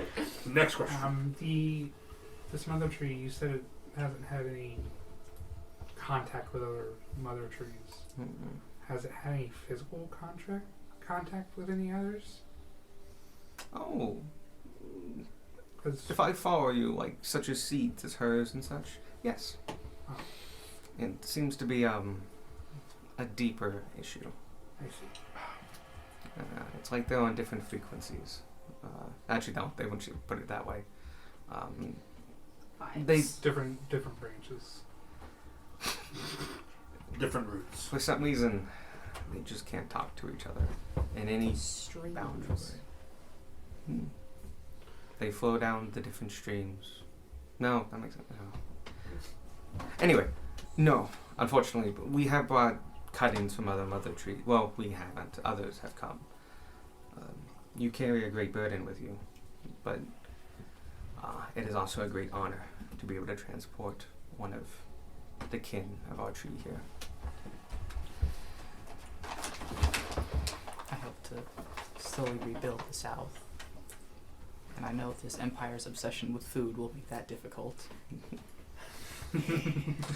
Yes, There's two people. it is truly overcautious at times. But who are we to say is somebody who has not felt starvation? I'm sure the king hears the stories of his ancestors every night. And he carries a burden and fear. One of the best ways to alleviate that is knowledge. Maybe you can give it to him. I will try. Thank you again. Welcome. Do you have any other questions? No, ma'am. Not really. I just wanted to help. Yeah, we're We happy to appreciate help. that. I hope you enjoy the tree bark. It's fresh birch. It's delicious. That's dark birch. It's been aged and smoked. The birch has been smoked with maple. We get some for the road. Some good stuff. Real good. Do you happen to have any Wild interesting Bill's like a marvelous wizard. insect life? Marvelous druid, brother. Wild Bill sounds like a druid. You Wild think Bill you does need? sound like a druid. I was thinking I of just wouldn't like say chipping anything bits off her neat. house and eating. He was like, We have this one burrowing Your beetle. living room is That's kind of delicious. interesting. Right. Is that maple flavor? No, it's just maple. So yes, but not in the way you thought it was. Oh, that's nice. Yes, but actually, yes. There's beef jerky and We there's have pork jerky. we have this particular wood beetle who is it's interesting because it moves aside the wood. It has a rudimentary form of tree stride that it can use and push itself into a tree. It's tree shove. Yeah. That's cool. It uses that to find the internal necrotic bits of burrows and knots and such. And it eats the dead wood inside of trees and then makes a cavity there where it lays eggs. It truly eats just regular other insects and leaves and such like that, but it does mate within the sides of living trees. All right. And it is mildly magical, able to push itself through any tree. Living tree, without damaging it. If you find one along your way, I can see that you are a collector. If it agrees to go with I you, can hear that you're a collector. if it agrees to go with you, please take a few. All right. I thank you very much for the information. You're welcome. Hellish rebuke with bees. Magical emerald ash borer. Just moves the tree aside and just like. Then it You eats go all make like. Darwin an honorary It's a druid freaking because Looney he's just Tunes the character. full Just of grabs bugs. a couple of cracks in the bark and goes. The bugs want to be in the druid village. Darwin's just their house they bring with them. Guys, Yeah. check out my RV. An Not part of the official like toy. wildlife sanctuary. You're gonna get a sign on you from the Bureau of Forestry Yeah. Resources. Like, don't touch, protect. That'd be amazing. It's a felony to attack. Look, all I'm saying is that's a good way for us to get around the whole people don't like undead problem. Just A make dead Darwin a nature protected reserve. resource. A dead nature reserve. No, it's not technically murder, but it is destruction of natural Destruction of resources. natural resources. Ah, I see. You're also a historical landmark. You have a lot of things going for you. We can get you sanctioned in so many ways. You're How just do so- What is your protect job? our- I'm a historical landmark. I'm open from 8 to 9. I'm a World Monday through Heritage Thursday. Site. Pay a portion of the tourism fees. How do we protect Darwin from clerics? Well, let's register. You just be very vague on it, and like, we found a really old body of historical significance. Like, oh, that makes sense. Like, you just ignore the part that he's walking around. You go to the part that He's that's lying it. to us. There's no box for that. No. It's not our fault. We found a historical important body. Hey guys, how you doing?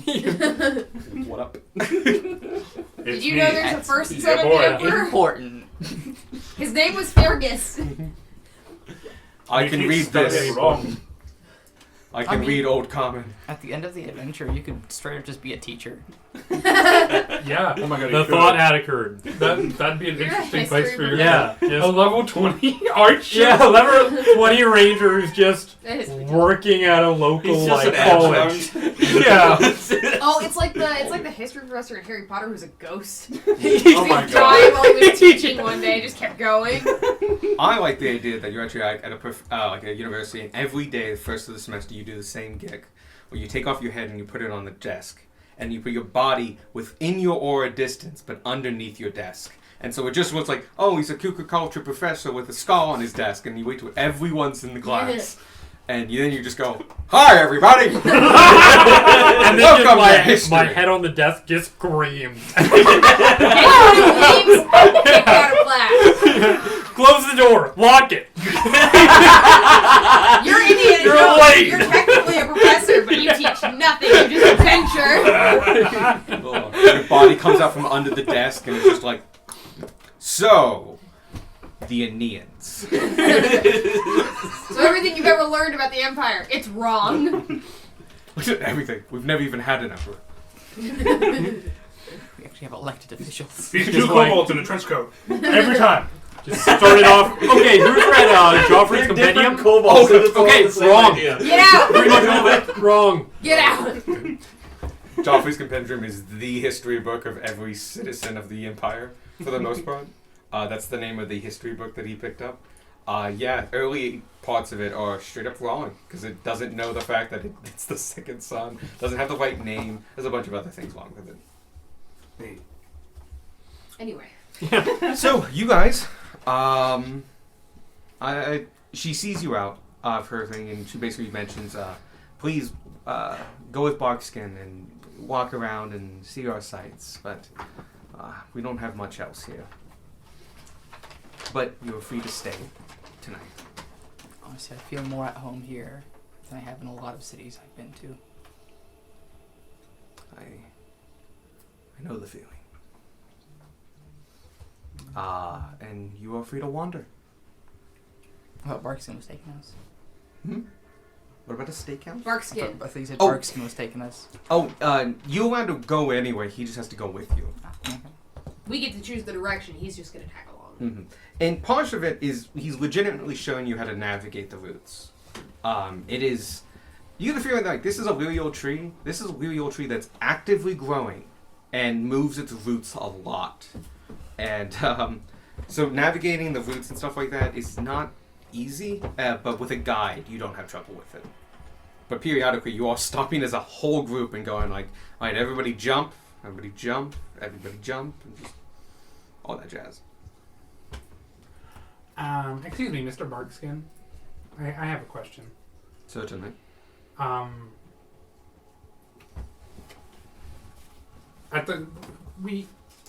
We have these boxes that cure the food in them cures poison. No, the first meal did. The first meal cures poison. We got them for druids, and I was wondering if there's any way you could like recharge them or something like that, because one of our members ate his and no longer has the poison benefit. I also aim on. Two party members. It's really good. Could I see one that hasn't been eaten? If I recognize it. And he looks into it and it doesn't look familiar to me. It might be a specialty of the tribe. I could barter with you for some food to put into it. Oh no, that's not necessary. I was just wondering. It was the magical effect itself. I was hoping we could replicate. It might be a niche thing that they do up there and need on occasion. I understand. We are more guarded than many other tribes and have not needed to develop our offensive and defensive abilities as much as others. The tree itself does a lot of the work for us. and its enhancements of our natural spells give us quite the advantage. But we cannot move far from it, and nor would we want to. I have another question that could be considered rude. Is it? Is it rude to peek up the tree? I have to go to the bathroom. Is that what you came up with? I have. Uncross those fingers. It's back. I've heard that druids live longer than other people. How old are you? Me, I'm 28. Oh. I'm a normal person. So rude. Damn, you old. Sorry, I didn't mean to. No, I know what you mean. Mother Maybelline is one of the eldest in our group. And she was a halfling?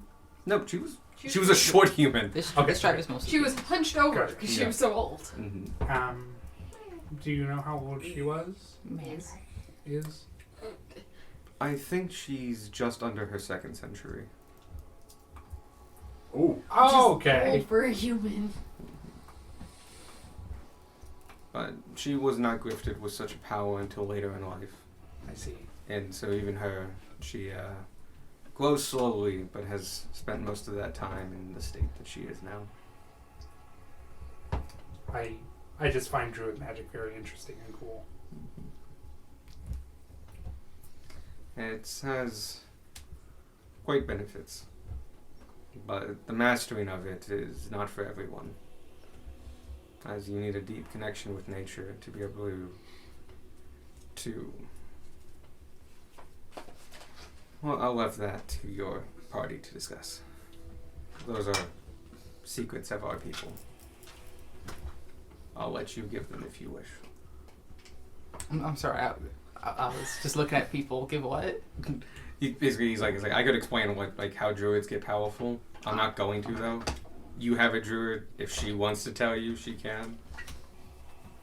It's fundamentally where Alright, that was Sparky, going. multi-class time. Everyone's part druid. Everyone gets to be everything. Candace had a level in druid. He did. That's 6 more. Yeah? You gotta convert us to the cause. The more people I convert, the stronger our armies will be. Sparky's already still on the slippery slope to druid. He's already planting trees. That's an odd multi-class. Technically, both full casters.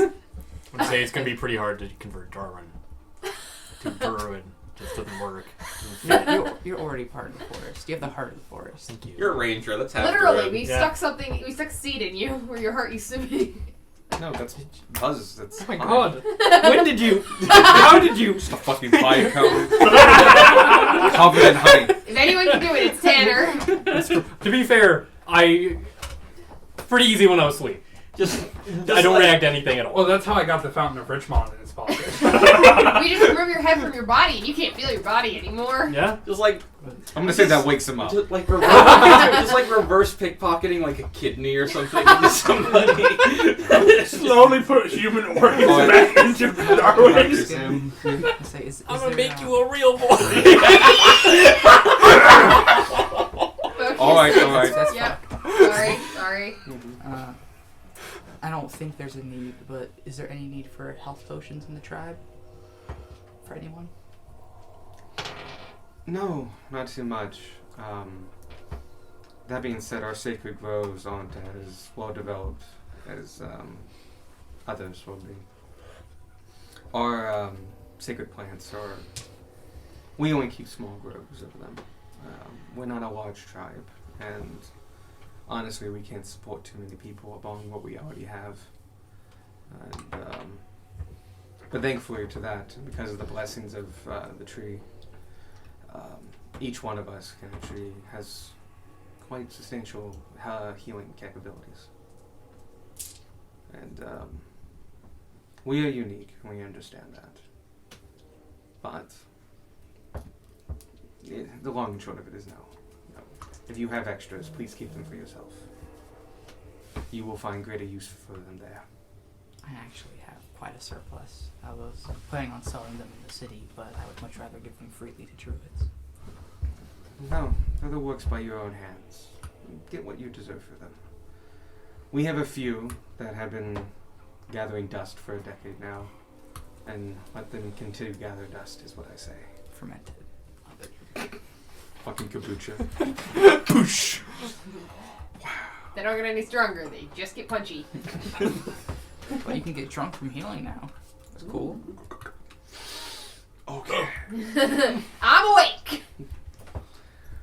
But no, we go ahead and sell them. They make excellent bargaining chips. And honestly, I'm surprised so few people outside of our tribe know how to make them. Honestly, quite easy. You just need the incredibly sacred food of our people. I've actually been using for my healing kit. I don't carry the sacred plants with me. Oh, so they're not as good, are they? I have a few, but I'm saving them for special occasions. Understandable. No. Special. Healing the No. party is not special. Sorry. Just for me. Like middle of the night, just nightcap. Actually, I don't think I keep the. The punamen. Oh no, never mind. I have 3. You were given extras, so. Yeah, you get extras. I also have 8 regular healing potions, though. God damn. I think I have 2. That's 200 gold. Like that, just instant without having only 200 gold. But no, if you need to sell them in town. There are plenty of people that get hurt on the job, as they we hear the great word, and periodically we are asked to sometimes come and see some of the workers that are close by our gate. And for the most part, we help when we can. We are standoffish by policy, but helpful by nature.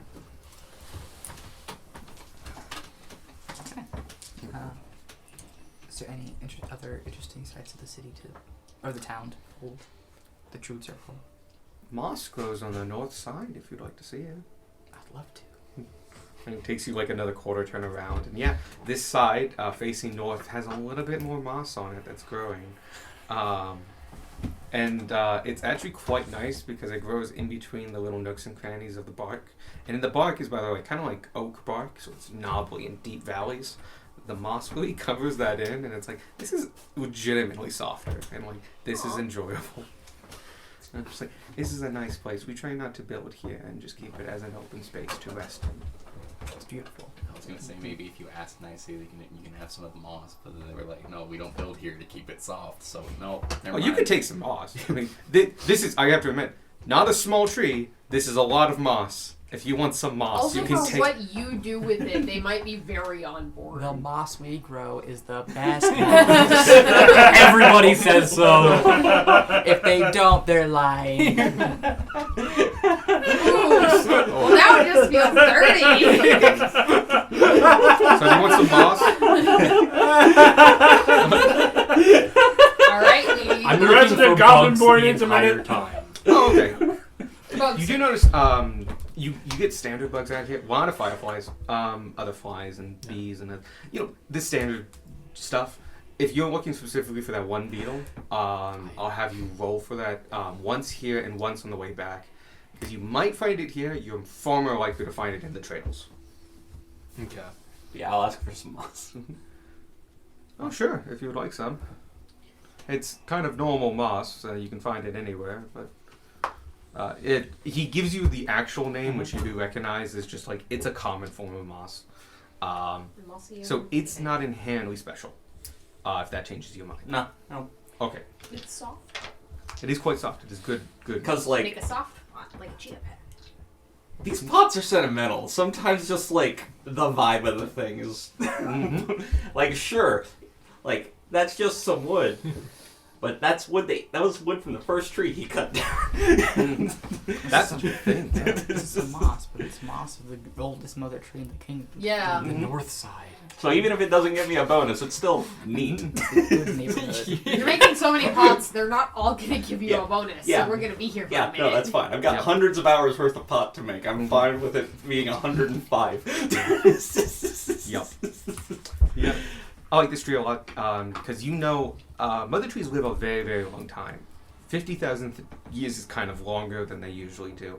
And you did know the thing about they die, but they don't really die. They just pass on, and that power gets redistributed, sometimes into a new tree, often just usually into the forest that surrounds them. You had the hankering that the tree up in Richmont, the one that had fallen and they grew the houses out of, was feeding the new tree. And so that tree was becoming the new tree. And that had been going on for like 1,000 years. Did the Circle of Forestry Resources in Richmont have... Because it was surrounding a tree. Was It that had another tree? a very nice tree. It was not a moat tree. Cool. It was a hyper-aged oak tree.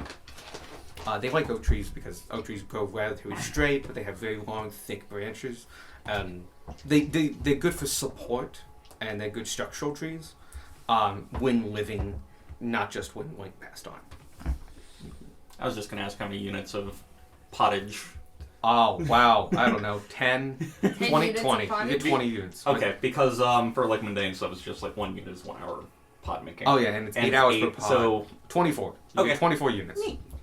As long as it's divisible by 8. Yeah. I can make like a pot half out of this and half out of something else. That's true.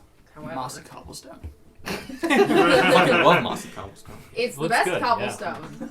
It used to be you couldn't make it. You could only get it out of Only dungeons. find it. Yeah. I had a floor made of mossy cobblestone. I hand mined the whole thing. Yep. That's in the world that I took down the mountains.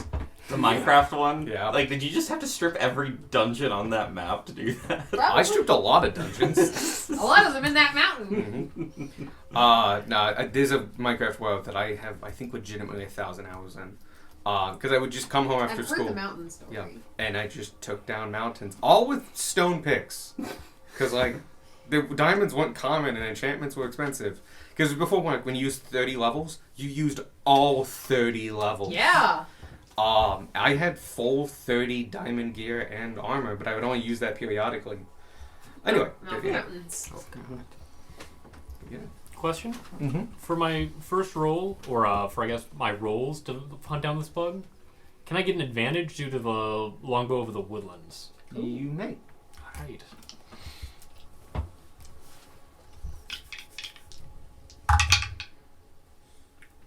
That is a nat 2029. Ooh. You get a card. You do get a card. Get a card? Your third. Surpassed me. Come on, you have 3 of these? Yep. You did. I've used one. Well, in fairness, Darwin rolls a lot because Darwin goes hunting a lot. Oh, Yes. true. So all of those hunting rolls are just more chances for cards. I won't let you surpass me. I kind of want to. No, I'm not going to put a limit. This is just more It's more incentive for you guys to roll. Just for anything. You're like, I want to roll for something. What can I roll for? I want to look around Vanya for smells. shops. Shower then. Right now? Oh, yeah. Give me a perception. roll. Wow. You walked into that one. That was aggressive. I'm sitting down, 17. Bray. You still Huh? managed. 17. Interestingly, you don't see any shops. 17's good enough that you do notice that, like, it's not that you just don't see shops, it's that, like, there's no signage for, like, someone's wood laboratory or someone's potion shop or anything like that. And you notice this in Richmont, too. The people just know what the other people are good at and can do, and so there's no advertising. Even of, like, just, like, this is my hut, or, like, a mailbox outside that says the Smiths. It's not needed. These tribes know each other to the point that there's like, no, that's Dave's hut. And like, how do you know? Well, I grew up with Dave. He's technically my second cousin. We know. And so there's actually a tremendous lack of signage.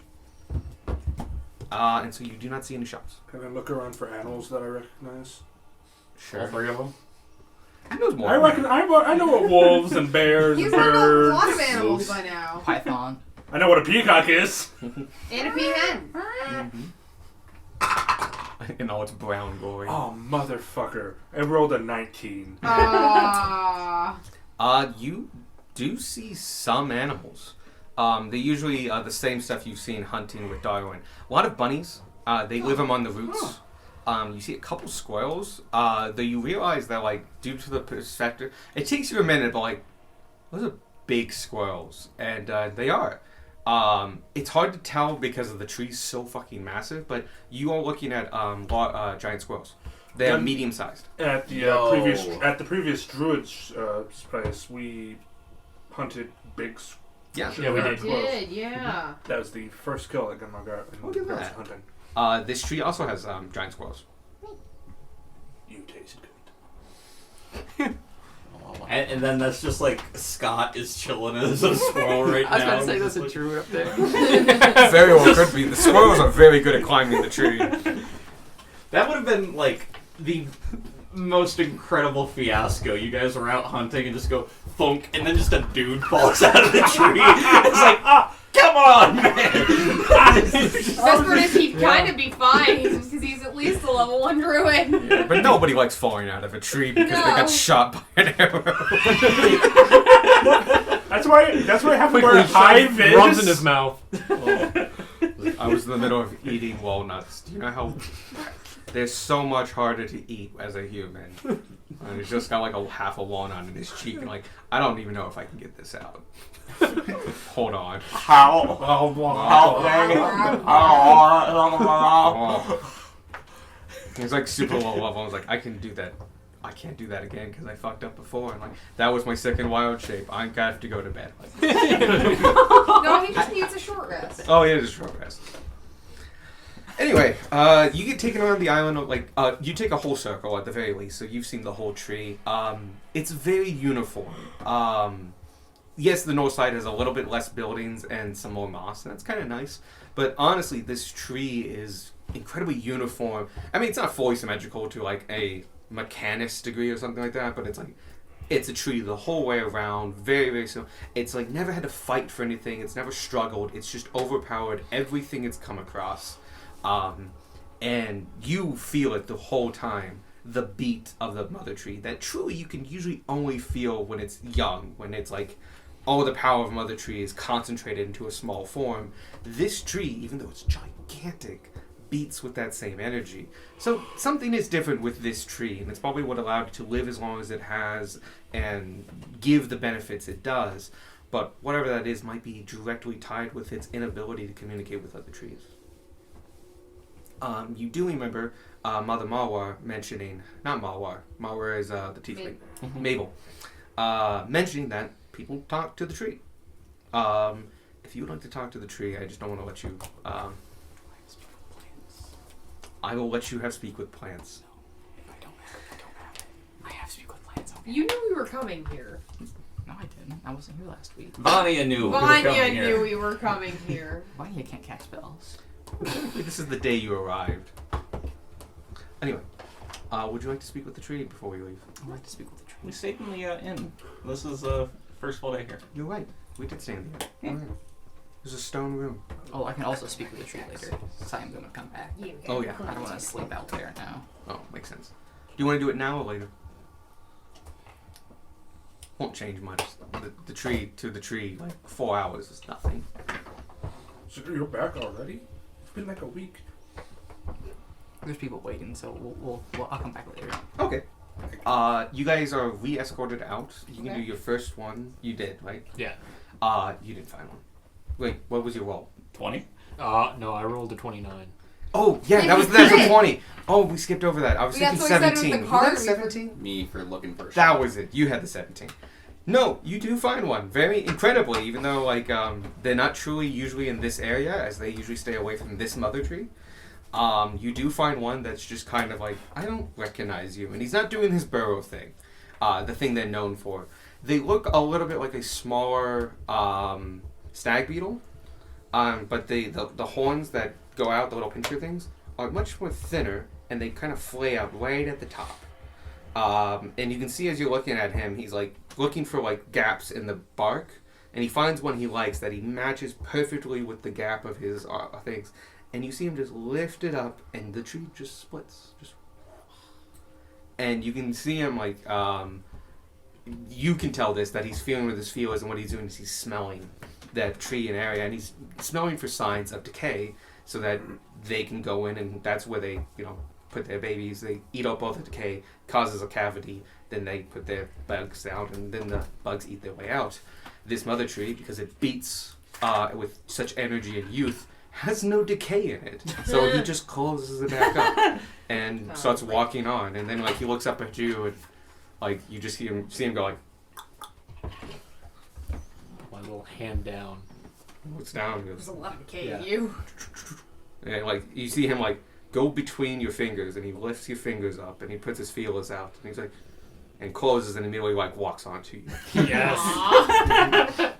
He goes inside of your bones. He Two splits new them. types- Fine. Two new types of companions this trip. Yes. And he just keeps like walking up all the way down, and settles kind of like in your clavicle right here. Okay. We need a map. Was he- That's Darwin's body with Yeah. all the bug regions. Bees. Oh, yeah. Just as bees, like gut area and waist is blister beetles. The back is The back is whole the back mantis. is just the mantis. Yeah, Yeah. like super camouflaged mantis. Yep. He's super shy, but like just like. There's something what was part of something really distasteful. What? It's gonna write it down. It's fine. Anyway, You guys are escorted through the forests, and back to the branch. Sorry, the root. And you realize that now, like, this root it's one of the mother tree's roots. Though, it comes, you take a good hard look at it, now that you can see, you kind of understand, like, how the tree works. This root is coming up from under the island and doing a right angle turn, and then going across. The roots of this tree go under the island and probably go super, super deep. This one has been coaxed out of the ground and bent to make this bridge. And based on its size and the size of the mother tree, this means nothing. It's like a tiny bit of the root system that's been moved out of the way, and it's still alive. So it's just like, oh, okay, you needed a bridge. And with how old this mother tree is, I'm sure the roots go out for like miles. Oh, yeah. It's deeply, deeply they're embedded in this. inbred. Probably are, actually. Yeah, God, yeah. That's It's where all the water is. Well, it's surrounded by water, and that helps a lot. But, yeah, this tree is deeply, deeply embedded into this whole ground. It's a special tree, but it can't talk to other mother trees. They're all special trees. You cross the bridge, and the vines pass as you get close, and as you're on the other side, one of the guards calls out, and you in Druidic, and like, do you know how to take off those? Yes, I do. Alright, you should keep them on. Just checking. I can just Druidcraft them off. Yes.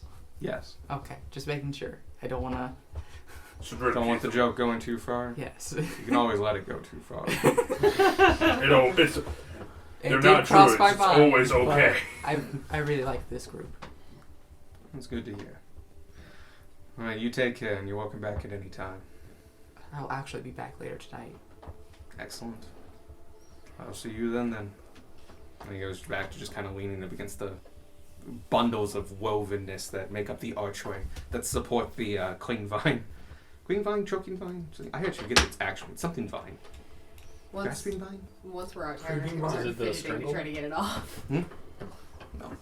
They said like 24 hours. Yeah. Yeah. Okay. In 24 hours, it will just... Who wants their wristband off? Tanner's already Oh, can't we fidgeting just to try to kinda- get his off. You You can try. Do you actually want to try? Like after we're like further Oh, away. Druidcraft yours off. 'Cause you're uncomfortable with it. You're gonna have that piece. After we're like further away from like the druids, get my will Still attempt to like alive. take it off, so I can roll more. Okay. Give me a strength check. Is that straight strength? You can make an athletics. Athletics it is then. That's a nat one. Wah, wah, wah. Yeah, it is. I'm gonna use my inspiration to Go ahead. Alright, Vonnie is allowing you to re-roll it. Vanya's druid crafting it tighter. What? I'm not allowing it. Oh, okay. No. No, is This is Inspiration. inspiration. This is my inspiration because I was looking directly at Is it? Sadie, I'm just- and it was like, nah, this is funnier. Go ahead. Natural 20! Wow. So do you get a nat 1 and a 20? No, 'cause no, you it rolled it. replaces the roll. But he does get a 20. He does Let's get a 20 card. card. Yay! See, just roll more. You could pass these down, actually. This went exactly how I thought it would. I'm just gnawing on mine. With that, what is that total? Sure. I think it is. I don't think you could fail with an at 20. I just want to make sure. Him? Hold on. Probably not. Just Should be athletics. 29. That is 28. 27. It's 27. It's root. You can Oh, eat because it's root. got +4.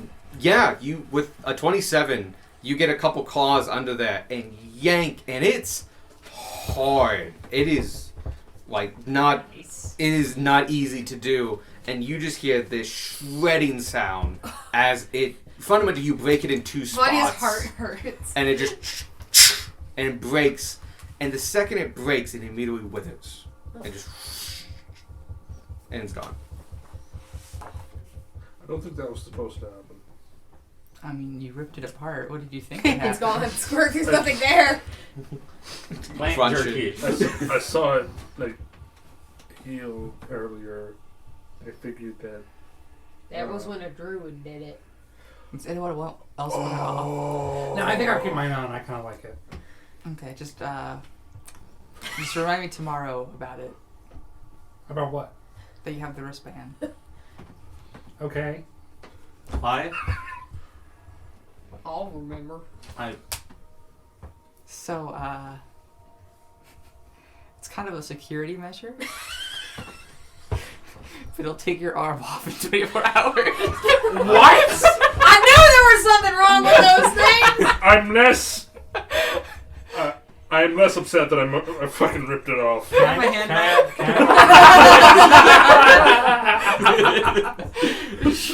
Darwin just pops off his hand and takes I cover it with a cloth first because we're in public and. And then it just falls to the ground. Do you want this back? I'm fine. Let's attach it to Bunny somebody's has neck. mine. You do know they wither in 24 hours anyway. Oh. Just that also takes your hand with it if you don't have it off. So that would have happened eventually. I just- You it just accelerated went- the process. I sped up the process. You had to act. I was prepared for Sparky to forget to tell me tomorrow. The best part is tomorrow would have been like in a real life week. We would have forgotten. Did you? I would have did yours get taken off? written it down Yeah. in big bold And then I letters at ate the it. end of my journal section. It doesn't taste good. Damn. It's like dried vine. It wraps around I your don't know if other lungs. people it's saw. like roots. It's When just we got them, the edible. first thing he did was lick it. Technically. Yeah, Yeah. no, I saw that. Okay. So yeah, I mean, it's not the best tasting thing in the world, but yeah, you go ahead. It's edible. Whoa. Back another one? I already stole. You can have mine if you want. Here. Yours, funnily So you enough, is can still have it whole. back. Yeah. It's whole for another couple hours. Or 20 hours. Full onion ring. What's an onion? In You its, know what an onion in its unwithered form, you can't bite into that. Not without a strength check of 27. Swallowing it whole, however. Like a worm. Make a strength check to eat the bracelet. I mean, Constitution you're a bird. You save. could do I that. dump out the bento box and put it in there. That's interesting. That's Oh my god! Okay. We will revisit this. Now, We have that's a- just clever. We have a future torture device. Yes! Yes! It's gonna survive. To like expand it around 2 arms. It has some flexibility. I would say it can go like it can go We're around open a to the humanoid's world. It's wrist. just growing If in we want to go multiple like forests. all the way, just necklace it. Yeah! Oh boy. Tie it around the skull. Like a Oh, it's bandana. even worse. It's I like a feel I watermelon. feel like the skull is bigger than like 2 wrists. I will say the check to get it off goes lower as you make it bigger. And so like a neck It's would be thinner. a lot easier to break. But You could just guest on it with your. Next time we torture someone's like, why did you put this root in my hand? In 24 hours, you will lose that hand. Tell me what I want to know. I can wait all day. I'm planning to. So, look like taxes. Yeah. I'm gonna say it's about 6 o'clock now. You guys have been rather busy and stuff like that. How far away was the mark on our map? It's like 30 minutes. Oh, okay, so it's in town. Yeah. We want to go to that before the gnat's out? Sure. Might as well. We still have the barracks to visit as well. That's the guild hall. The guild hall Oh. for this town. Yeah, we can It drop is the by. barracks, yeah? Yeah. You know they all have names, and this one's called the Barracks. We'll Already pass guess it one. on our way. Honestly, no, it's right in front of you. look, like there down it the is. road. Is that it? That's it. That's it? Crazy. Not Yeah. very big. The end of that road is the bridge. At the corner of that road, before it turns left, is the barracks. Right next to the gates. On one side, port. On the other side, guild. Yeah, you guys walk up to the barracks. It is unlike the other ones, it's a kind of nondescript building. It's just a generic building. You do see the sign out front that does have the mark of the Auxiliaries Guild, and it says Auxiliaries Guild around it. You enter the door, and it looks kind of like a slightly underused government office. It's got like a little counter up front, a couple places to sit down, and a door to the back. There is somebody sitting there at the desk just reading a book right now. As you walk in, she looks up. She looks to be a human, kind of younger, maybe in her late teens. And she goes, "Oh, hi. Can I help you?" Yes, we're guild members. We just wanted to check in. Oh, We're very making our way down south, visiting all the guild halls along the way. I see. Look at All right. stamps. We open our book. Well, We like to stop in and see how things are going. See Yeah. if there's any minor work for us. no, understandable. Steuben, unfortunately, doesn't have a lot of work for the most part. We are here in official capacity, but a lot of the contracts that would get assigned to most of the adventurers that are the level of the guild are usually taken out and taken care of by the troops over at the fort. And right now, we don't have anything like really big and monstrous that needed to be taken out. Understood. So unfortunately, we don't have any like work right now. Gotcha. Makes sense. Makes sense. We just figured we'd check in. I forget. Do they serve drinks at the? I mean, here? Yeah. No. No. Okay. So this is a building because It's a misconception I have that came from Richmond yeah. Mhm. for some reason. They had to serve your own station. Yeah. Alright, well, I'm just gonna have something to drink real quick then, and we'll head out. Oh, sure. Yeah, I always put the kettle on. And it's like a stove over there, and We all it just has. watch you. Nobody else gonna have anything to drink? Tanner drinks from his coffee. Everybody else is dead silent. I can't drink. He has endless water. But this is tea. Geyser. I think the small one's a gallon, actually. Yeah. It's been 5 days since I just like we chug, left, chug, uh, chug. that Oh one God, site. yeah. Yeah, it's been a while. My tea's ready. Your tea's oversteeped, probably. No, she was growing teas. Oh. I took tea seeds from the Gotcha. tea place. We've been traveling for at least 6 days. I just wanted tea, you guys. I don't know what the big deal is. Ain't no big deal. We're just waiting on you, yeah. Okay. Another jeez. thing. The faster you drink your tea, the faster we can leave. The faster this is all over. Okay, we're good. All right. Enjoy your tea. Woo! Nice head out. I'm not sure I did.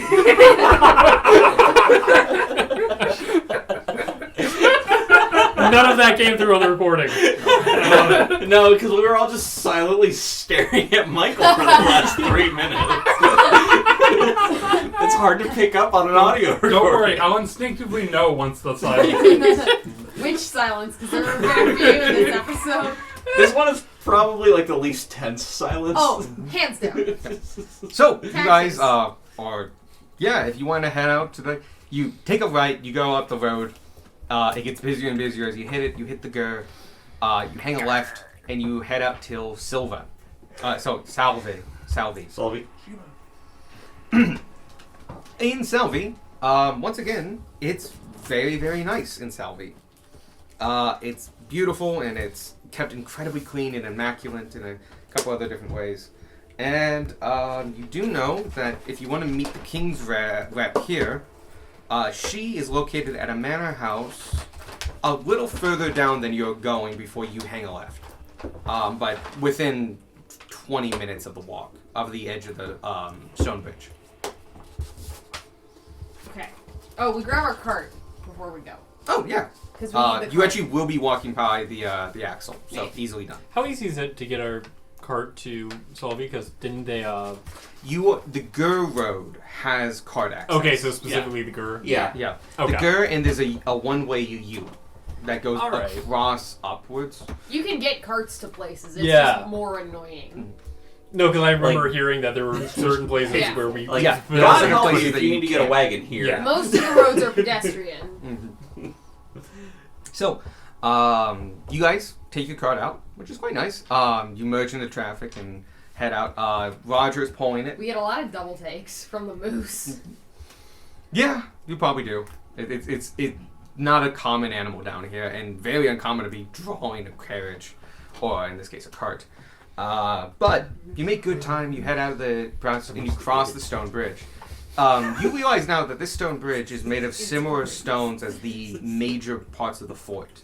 As if they had extra bits of stones and stuff like that, it looks like they built these bridges. Once again, these bridges are huge, 7-lane cross, massive stone, and there's no mortar that built the same way. It's all layered mosaic stone. You go in and you don't. I don't have it on the map, but fundamentally, you take a right. I'm sorry. You take a left, pretty quickly, and fundamentally, you guys are going down here. Okay. Okay. So you're going across and then going down here. Yeah. So. Kind of follow along the river. Get that bass Yeah, and the but grandmother not quite going out against the further away river, from it. but further away from That general direction. it. Mm-hmm. So, you guys are heading down that way. You are passing... You want to go? I was in the bathroom. Where are we going? We're collecting Collecting taxes. taxes. taxes. Okay. But we asked the Brecker for a job. That was the only job. Okay. A large enough amount to require a cart. You know, Or repo. Yeah. Oh, yeah. I've heard that the only thing certain in this world is death and taxes. I don't think you can say that. And I'm pretty sure taxes have the upper hand. Especially in this world. Yeah, slightly more certain than death. I learned what taxes are about 6 hours ago. When was the I last realized time that you I paid your collected taxes? taxes. We don't normally Whoa, have, you've like- got a lot of back taxes. We don't normally Bruh. We're gonna need a lot use of for money rocks. in my tribe. You don't have to know about it. We're gonna need a lot of rocks. I will tell them. And who the Empire says I'm not. You don't know paying how my I taxes. make taxes, by the way. No, Tanner does! Tanner knows how taxes work. If it's like that you. if you didn't make any earnings, you don't have back taxes to report. It's true. But what Ha! if he I've dies- made no money for like 1,800 years. Jokes on you. You probably died owes you partway so through the much year. money. Oh, You died partway through the year, so those taxes, Oh, that that's money you true. earned, plus all the fees. I don't know. I could have died on tax day. there's been a jubilee since then. It's fine. Hold on, I gotta go pay my taxes and then die. Someone's had a Someone's had a the bad fucking time on the way random home. archer. Please shoot me in the fucking face. I have so many I never taxes. want to go through that again. The area across the Vodi River from Stroburn is the main hub of activity and metropolitan life in the domain. Oh, I told Michael this, but I've decided. Instead of states or something like that, the region that a king's rep represents, they're actually placed. I'm officially calling those domains. Okay. So, like, a domain is just a place ruled by a king's rep. Cool. There you'll find the grand estate of the Minavelli, as well as numerous boutique shops catering to some of the wealthiest citizens in all the empire. Fine artisans, jewelers, clockmakers, furniture builders, and galleries dedicated to today's top artists line the perfectly cobbled roadways that run either side of the Gur. Sprawling out from the Gur, the homes and summer retreats of the who's who of the entire empire. Each of their dwellings are given ample space to build upon and maintain their individual estates. Among the roadways that connect these stately homes, less than 2 houses can be seen at any given time, a feature of the sprawling landscape and intentional design of the city planners. There's more wealth concentrated in Salvi than anywhere else in the empire, save the capital of Somervale, or anywhere within the personal space of the current emperor. You in Rich Boys Town. I can't wait to fucking take the taxes of this Rich possibly boy. pretentious rich asshole. I mean, it's definitely gonna be pretentious. We're gonna get there. It's gonna be like a giant orphanage that can't afford taxes. Nah, I'm gonna put Why the is fear, it in this part of town? I'm gonna put the fear of God into those orphans. People don't want to see the orphans. As you're driving down, It's all the vacation homes it are. is beautiful. This landscape is manicured beautifully. Every tree looks intentionally placed. Every river made to go certain ways. The lawns are at points immaculate, and at other points beautifully manicured wheat fields and other fields to help feed the manor, which was a thing. As you're going down, it is lovely and nice, and it's about 6 p.m. You have about 2 hours until sundown, a little under, and so it's kind of late in the day, and it looks just really nice and peaceful down these beautiful cobblestone roads, passing by a manor here and there every couple minutes. As you make your way down to the address that he gave you, with very clearly shown signs, you see that you come across a corner and you eventually see a house that looks different than the rest of them. The rest of them have been beautiful chateaus, some of the more late medieval manor houses and castles that have more style than defensive capabilities. Some stately homes and stuff like that. A lot of different kinds. This one has that vibe underneath all of the overgrown weeds and vines and ivy and other things on it. You can look up to, and the house is quite large and was at one point quite grand. It has beautiful columns up front that holds up the front of the roof, and you can see the front door is made of rich dark wood, though it's hard to tell if it's dark because it's staying that way or if it's rotted. You're seeing this all from a gate that's towers about 12 feet high, made of wrought iron, that you feel like you could poke your way through with all the rust on it. It is attached to a brick wall that goes about 8 feet that surrounds this property. Oh, the rocks to pay back our rent taxes. The land on the other side of this wall is overgrown tremendously. There's a willow tree to the left that is just dripping with ivy and willow branches, as well as high reed grasses are just covering this place. There was once a gravel driveway all the way up from the edge of the gates to the front that could accommodate a cart that has since been wholly overgrown. In the middle, just in the distance, you can see a fountain that is no longer running, covered in moss, that is so covered to the point in lichen and moss that you can't tell exactly what it was. Maybe a fish, maybe a cherub, maybe a capper, the thing from Thanksgiving. Maybe a Cafford even. Yeah. No. Cornucopia. Cornucopia, Yeah. yeah. Could be all kinds of things. It's really hard to tell under the several layers of moss and lichen. The house itself, while grand, is covered in vines. Vines, moss, mold, and other things. There's not a light on in the place. Whole shutters are closed in some of them, but other shutters are hanging on by dear life, and others are fallen to the ground. There are visible holes in the slate roof, and as this is going, you can see that along the distance, clouds are forming, and it looks like a storm is rolling in. Okay, Sparky, we sure we're at the right place? I want some bets. Who thinks it's haunted? Who thinks it's just a neglectful owner? I think it's haunted. I hope it's haunted. Do dead people owe taxes? Option C. They do now. Do you owe taxes? Okay, I was dead during the time. Enough with the taxes talk. Stop badgering me about my taxes, damn it. I don't care who. I feel like I have a Third legitimate option. exception. This is I feel on like dying purpose. frees you from taxes. This is the aesthetic. It's the estate's problem at that point. I can try to get us in there. Try to open this game. Actually, let's go ahead and check the grounds first. See if there's Should we try to We have just to get through yeah, the gate to get knock to the to grounds, see right? if Yeah, one- there's an Yeah. 8-foot wall. On our I way mean, up to the it's an door, I 8-foot want wall you with a to flat check top. for Technically, any signs of some of you people could be coming in. chucked over it, but Yeah. Alright, I can do that. But, We can't get to the grounds. There's a gate and a wall. just open the gate. Knock on gate, maybe? We can knock on it. I can try to Okay. pick it. We can go over it. We Don't got break it. options. Tax We weren't given collectors. any like paperwork or anything. When to you say knock we're on the here gate, you hear a slight rattle as like just and just rust pours down from this thing. Ah! And at your second knock, it just like and wobbles inward, the lock remaining just disintegrating, and it just Amazing. swings about halfway open before you hear a as it falls off its hinges and falls into the grass. Alright, marching order. Last call for ghost house bets. I go. 20 gold. Definitely. I think it's am like- I'm betting Yeah. on ghost house too, so we can't bet on it. We're all betting on Ghost We're House. all betting on Everybody's it. betting I on think ghost for house. one, maybe Vampire. just an eccentric hermit, or Alright, crazy yeah, old we got man, one for Hermit. something like that. Hermit. Yeah, We can have it right hermit in or this crazy town. old man.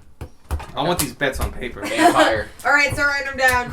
It's ghost, vampire, crazy person / hermit. Yep. Crazy hermit ghost. Crazy hermit. I got 5 gold for ghost. I'm just writing vampire on my sheet. You got 20 gold on ghost. I got 10 gold and ghost. Winner takes the pot. Yeah. Well, winner is to split the pot. Yeah. However you want to do it. How much you putting in? 20. All in. 30. Yeah, that's an adventurer's bet. Doesn't everyone have to match? That Depends how you want to run the betting. makes sense. Otherwise, I don't know why you And Darwin? put more in, unless you're really confident. 50. 50 for eccentric hermit. Can I put down 20 that we're gonna end up having trouble here? No, No, that's too a broad. guarantee. That's too broad. I'm brushing off the rust. I feel like that's a given. Well, at least we're all on the Um, same page about it. 10 gold on wizard. It's just physics. He's forgotten about this house. That's why it's like this. It's because it all goes to his old address. His old address is a building that hasn't existed in 300 years. Guys, we've got 115 gold writing on this bet. What happens if we're all wrong? It goes to charity. It goes to I party get funds. it. Oh yeah, it goes to Oh, party yeah. funds, I like that. Oh yeah, part that. I think we should just bury it. No one gets to win. Leave it on the front doorstep like this isn't worth it. If we manage to hit this wide, cast this wide of a net and still miss it, no, Roger can have it. Goes into the Roger fund. Okay. He's going to get such great accommodations. He gets all of the oats he could ever want. Roger's fund is imported water. Roger's fund is made up entirely of failed bets between the parties. This water is must spring the desert. As you walk down the line, you're passing all the tall grass and stuff like that and having this conversation. And, yeah, it just looks kind of abandoned for the most part. It looks decrepit and some windows are broken, shutters again are closed, other ones are falling off, there are holes in the roof. And as you get closer and closer, it gets at least a little less dense of foliage as you get around the fountain that's in front of the front door. And you can see that, like, the front door is actually closed. It's not, like, just rotted in place. As we approach the front door, can I check for any tracks leading in or Give me out? survival. Yeah. Oh, I am also on alert. Gilmar is also like I'm gonna look looking at the around. windows as we walk up of the house. Go ahead. Give me a I'm perception check. going to use Searching inspiration on tracks? that. Oh, fuck! What'd you roll? 6. Oh. You Uh, find the certainly windows. better. 18. They're pretty. 18. Okay. I'll start with him real first. You look at the windows with a 6, and you notice that, man, a lot of these are closed, and some of the ones you look closer at, and like, is that closed or is that just really dirty? And it's like, And brown's a weird color for stained glass. it's you really can't see past the glass. It's Windows. dirty. Windows, man. Yep. 18. You take a close look at this ground, looking for anybody have gone in and out, and this ground is something that's like conducive for tracks. And it's like, if tracks would be here, you could find them. You're pretty confident. No, at least down the front door and through the main pathway, nobody's exiting or leaving. Right. No one's come in and out of the front door in quite a while. Okay. Sorry, what happened? I rolled 2 ones after she touched my dice. Congrats on the curse. It'll go away. Worries off other people. So you're in front of the door now. This once again, the fountain is in. Unless you want to pull off that moss, you can't tell what it's designed as. It's an orb of moss right now. It's layers. It's an Among Us moss of just not Among Us. Like, very sus. It's just it's moss on lichen on moss on lichen, and just like anything could be fucking under there. Just snail. I put it in my bag with the other one. I fit Okay. somehow. Again, big columns that now that you're closer, you can see these are hollow columns made of basically a form of particle board and wood, and that they've been massed together. They're not necessarily made to look like stone. They're just easier and cheaper than actual stone columns, but they are hollow with some reinforcements, and you can hear the scraping insides from probably small mammals that have made them their home. Aww. Good job, small mammals. The front door is there, closed, but there. It's up a couple steps on a small stone platform. I will investigate the area for traps before anyone goes onto the porch. Go ahead. You have to like physically stop them knocking on the door. Remind me what skill traps is. Is it just Investigation. 21. All right. You take a good hard look around. All right. In front of the front door, there are. So, it's like flagstones, so big flat stones. Okay. One of the flagstones in front of the front door, you realize, isn't connected to its mortar in place, and you push on it just a little bit, and you realize this is a movable pressure plate. Guys, this place is trapped. Don't step on this. Why though? Do not step on this. Should we activate it from a Ghost distance? don't No. trap things. Just don't step Shut up, on Darwin.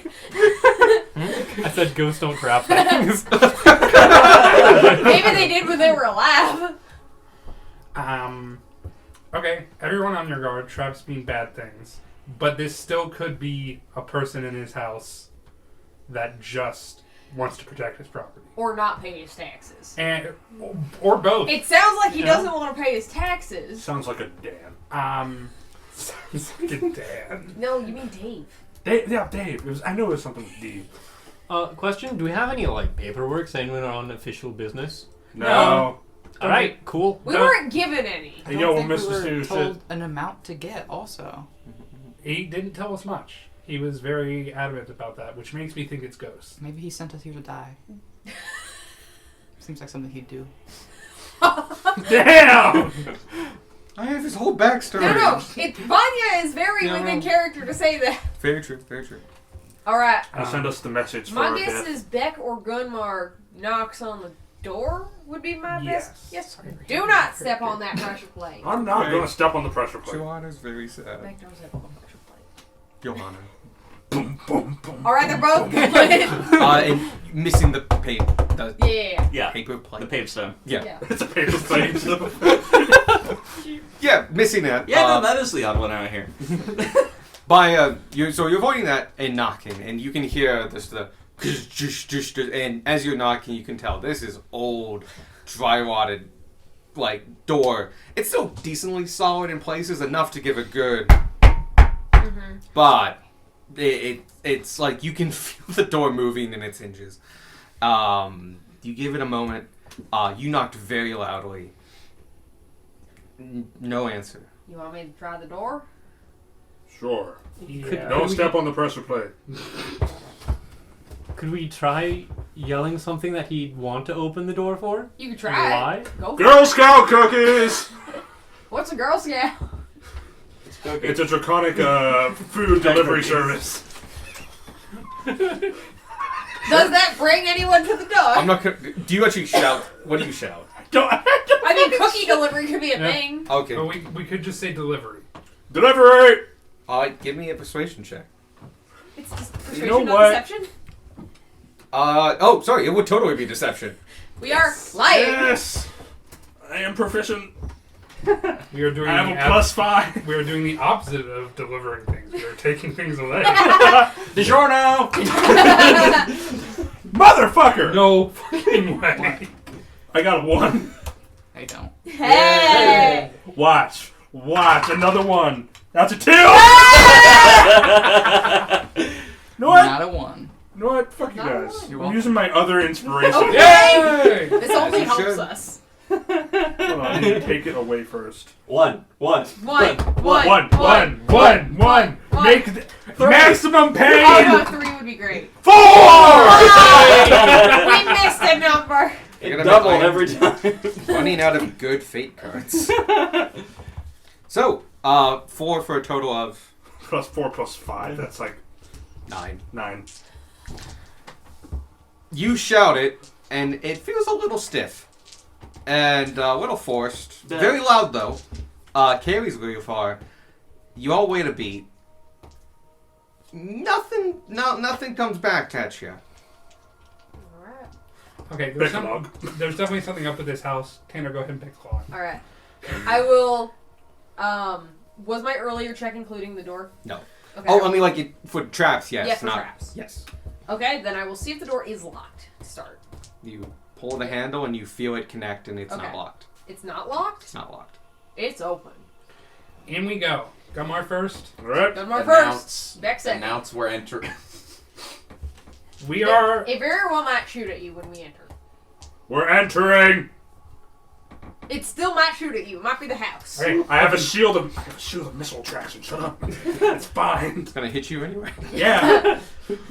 Joke's on us. The house is just the problem here. It's the monk. It's God, Monster House. no one betted on no the one bet the house. house is The house owes the taxes. Roger got the money. Alright, we're in. I would love that. Gunmar's in front. You swing open the front door, and before you is the sight of, and we'll cut it there. Yep. Because it is Yep. 9:30. Yeah. Beautiful. I do like the thought of it like being a living house, and Roger's just like, I knew it. Oh, God. Monster house. we will with start seven tomorrow. houses. Just like every time Oh, we. I like tomorrow. Let's do tomorrow. No, Yeah, let's do it tomorrow. I actually might be able to do it. It's an encounter after all. But no, we won't do that. Every time that we get it wrong, Roger happened to guess right. Canonically. But yeah. It was obvious. I bet my No, boots on it. Guys, how didn't you know that? Michael had a tangent with, Oh yeah. I saw the windows blink. Y'all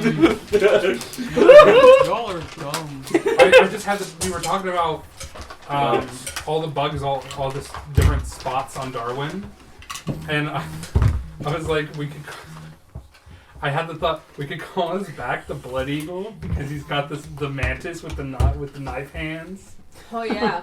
and we could have called the mantis Blood Eagle too. Since he spends all his time on your back.